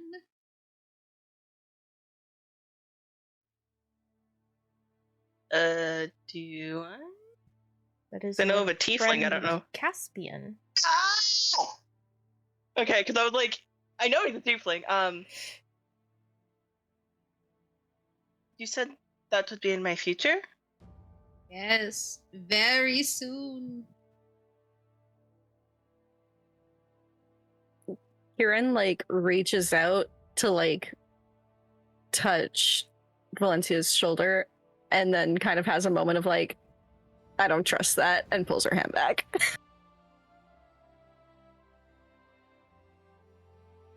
Okay, thank you. Kieran, do you Yes. want your fortune? I did pay for both. But are you okay?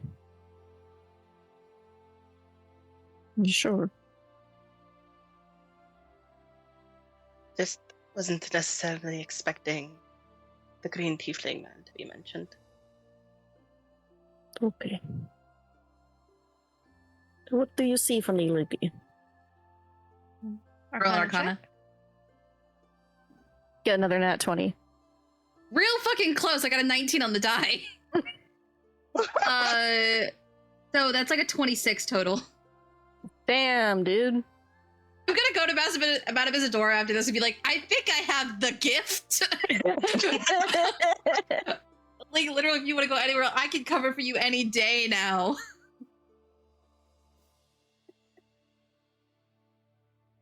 This is so wild. Oh, I can't believe we went from blueberry pie To I can see your entire life.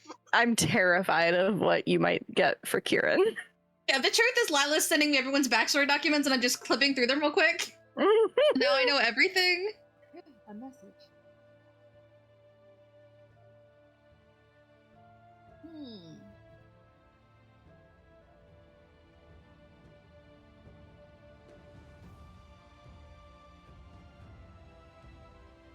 Ah, Lady of the Stars.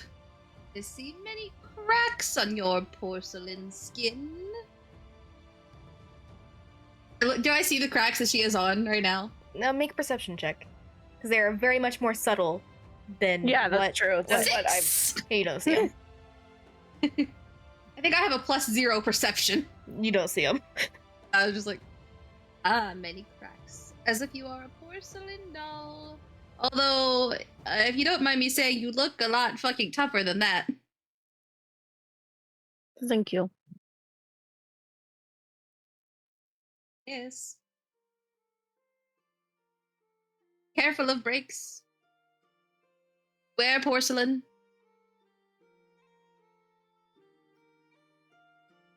That's it. Yes. Oh, I'm exhausted. Okay. Have a good day. I think I also, while I was doing this, I made like the illusion of whatever I saw with minor illusions. Just like, doo-doo-doo. Okay. But when I said beware of porcelain, it turned from a porcelain doll to like a porcelain plate. And it was like, beware of porcelain. Is there anything else anyone would like to do on day 2 of the festival? Besides Sakura reading people's fortunes. I'm gonna be honest. To be honest. Since everybody else did it, I'm very tempted. Yeah, fuck it. I'll make my way to the fortune teller tent. Okay, you see as Kieran and Valencia walk out, and then Valencia's like has this like weird look on her face. Did it go okay? It went okay. I kind of went in thinking that she would just say very genetic things and be like, oh, that's so me, because like everyone has had breakfast in their life or something like that. But she got very specific, and I'm just kind of processing it. It was fun though if you want to get your fortune read. I'm a little scared now that I know it's gonna be specific, but It was a bit unnerving. did you also get one that was? Yes, but Valencia's was more unnerving than mine. Like, you saw your death or something, or... No. Okay. Nothing so extreme. Okay, well, I don't know. You said it was very specific, and that was where my mind went to. It was kind of fun. Just specific things about my childhood, and there is someone that I thought I would never see again, and she said that I might see him. Other than that, is seeing this person a good thing, bad thing? a thing. A thing, okay. Okay, well, if it's bad thing, and I'm around, let me know, I guess. I'll help out. Oh. Otto, Appreciate it. do you fight? I can. What do you do? Fight? Like, you want me to be more specific, I assume? A little. I do, like, range stuff and, like, mounted combat. So, I guess that's where I specialize. Would you like to fight with us in a tournament? What are we fighting? We do not know. Okay. We Is have it, like, only to been... the death, we've- or, like... I don't... Unclear. Okay. We were told I would die if I did it alone. So it sounds like it's to the death. But I'll help you if you're gonna be in it. I'll help out with you. Are you both doing it, Mason? I would rather Valencia not, but if we have to have a team, then yes. Valencia, can you fight? She's quite powerful. Oh, then sounds like a great person to have on the team. Yes. I just don't want her to get hurt. Okay, so we'll put you like way to the back and way far up. Then you probably won't get. Would that work, or are you more like up close and personal for fighting? I can hit things from far away. Okay. I'm more Sounds the like a good close and personal one. Okay. I'm mainly far back, but I mean, I'm sure. How many people do we need? The guy said that they had teams that ranged from 4 to 10, and I told him that 10 sounded like pussy behavior. Sure. I don't know if that's true, but I'll take your word for it. You probably have way more fighting experience than me, so we'll keep it less than 10. For you. I mean, if it ends up being 10, it ends up being 10. I just think that, if you go into it with the intention of it being 10... That's fair. It does seem like a lot of people. Like, how do you have 10 people on deck, or like 9 other people here? Exactly. Yeah. I only know like 2. I mean, now I know you guys, so I guess that's more. But I only really knew like my sister would be here because we went tiered together, and then I ended up seeing sorry, out of character. Is it I'm gonna say it wrong. Erebus. Thank you. I also know Erebus now, who I didn't realize was gonna be here. I don't know if you're good at fighting, but I can always ask. I mean, if you run into them, we would be more than happy to have... for sure him. If the little one also fights, then... Yeah, I mean, I don't know as much, but we can see if they are She down. looked like she might be a little bit delicate. I try not to judge a book by its cover kind of thing. Knowing my younger siblings are small and mighty, so I try not to put too much judgment on that. There. Well, definitely tournament. I'm gonna go get my fortune read really quick and. It's taking so long out there. What? Sorry, one sec. Have fun. May your fortune be fortunate. I hope so too. Thank you. By the way, Valencia. Very soon. Okay, let's go. That's ominous. That was Do this. ominous. I hope what she's talking about is not as ominous as she's making it seem. Yeah, maybe it's just like soon you'll get breakfast like everybody else. It's past It's not breakfast. about You'll get breakfast. lunch. We Okay. did have some very yummy berries this morning. Ooh, I do like berries. Were they expensive at all? Yes. A gold. Sure. I'll see. I've been tasked with Cricket to get an expensive treat, so I'm gonna have to get those later. I did forget that you are noble. Yeah. A gold's not a crazy amount. I'm gonna be honest. For some people. That's true. I'm aware of where I stand, and that might not be for me, but it may be for other people. I respect He's that. dropping. Cricket's taste is just really expensive, so I'm gonna have to get something that's way more than a gold. You should find something after you get the fortune read. Yeah, that'd be great. Yes, absolutely. I think I've made her wait too long, the madam, so I'm going to do that really quick. BRB. I was eavesdropping, so when I hear you start to say that, I start to rustle back to my seat. Yeah, I'll go to the tub. Be like, sorry to make you wait. I'm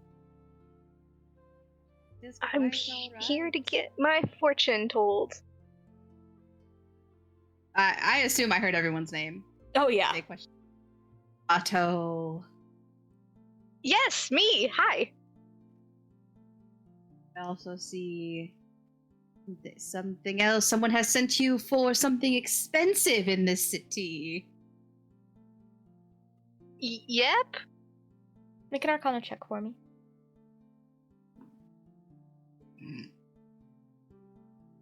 13? You see just a bunch of spiders. Oh my god, so many spiders. It is what my family's known for. Oh. You are noble.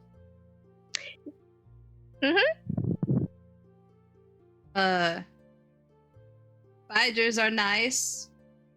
You wave at your spiders. Remember to wave to your spiders.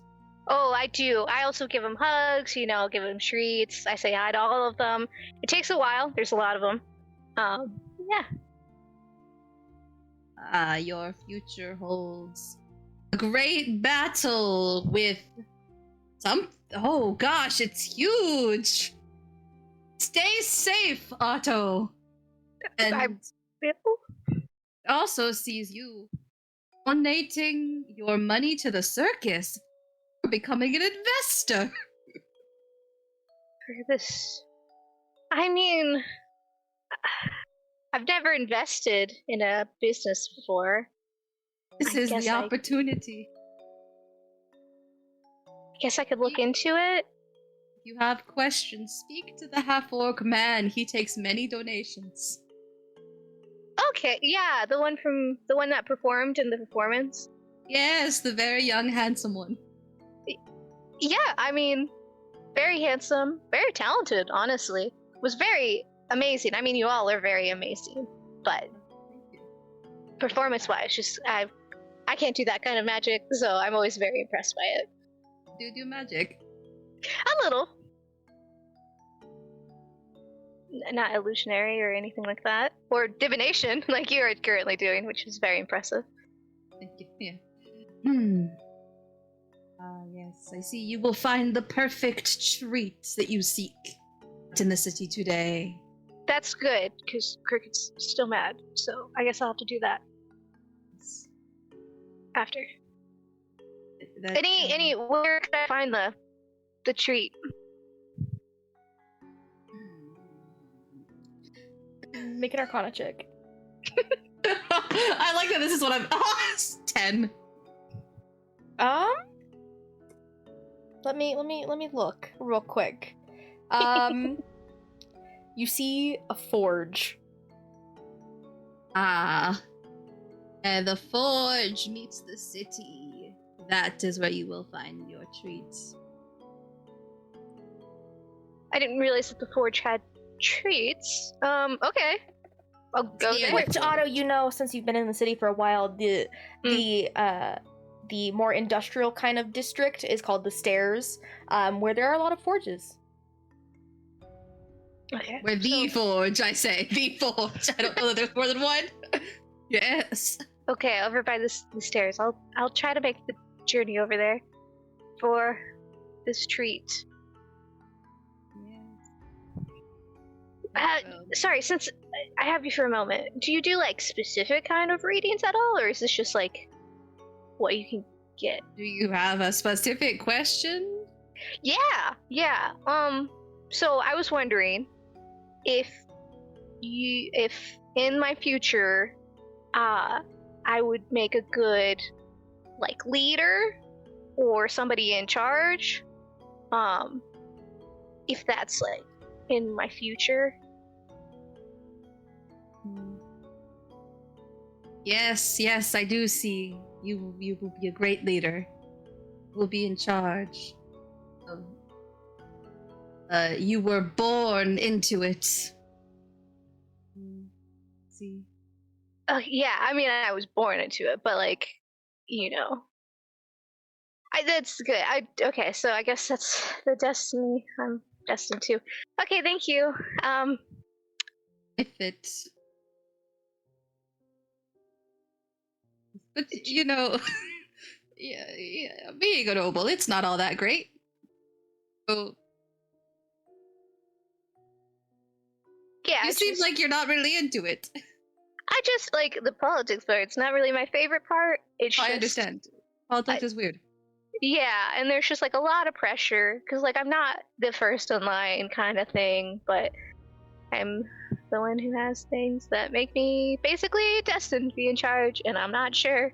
But I want to be great like my mom, so I hope I can do that. Holy shit, you got baggage. Okay, Sorry. is that what it says in my future or past or reading? Your past. I see baggage in your past. Oh.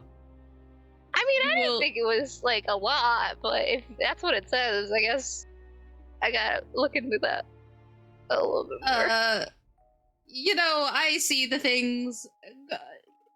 Go talk to the half-orc man. He'll help you with the other parts. The baggage part or the donation part or both? Probably both. Oh, okay. I didn't know that you guys offer that kind of services. Okay. He's been looking into getting a therapy license. Oh, that's amazing. You know, being a performer and a therapist, both very important jobs. It's an amazement that you could do both of them. That's Yes. impressive. Okay, well, I guess that's all I needed. I'll leave you. I'm sure you got other people to read and whatnot, so I'll let you do that. Yep. And as soon as Otto leaves, I put the close sign on. And I just walk back in and I go, ooh. You all enjoy the second day's journey, eventually making your way back towards wherever you are staying. I want everybody to roll me a d20. Oh.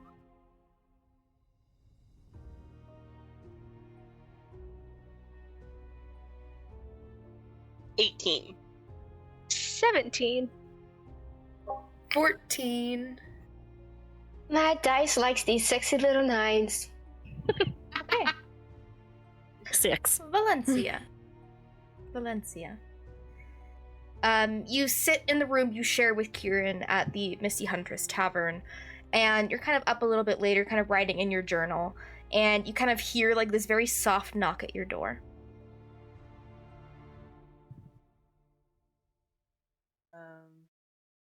Is there like any kind of peephole on the No. door? Okay. Who is it? You don't hear a response. Is Kieran in here too, or am I alone? Yeah, she's asleep right now. Okay.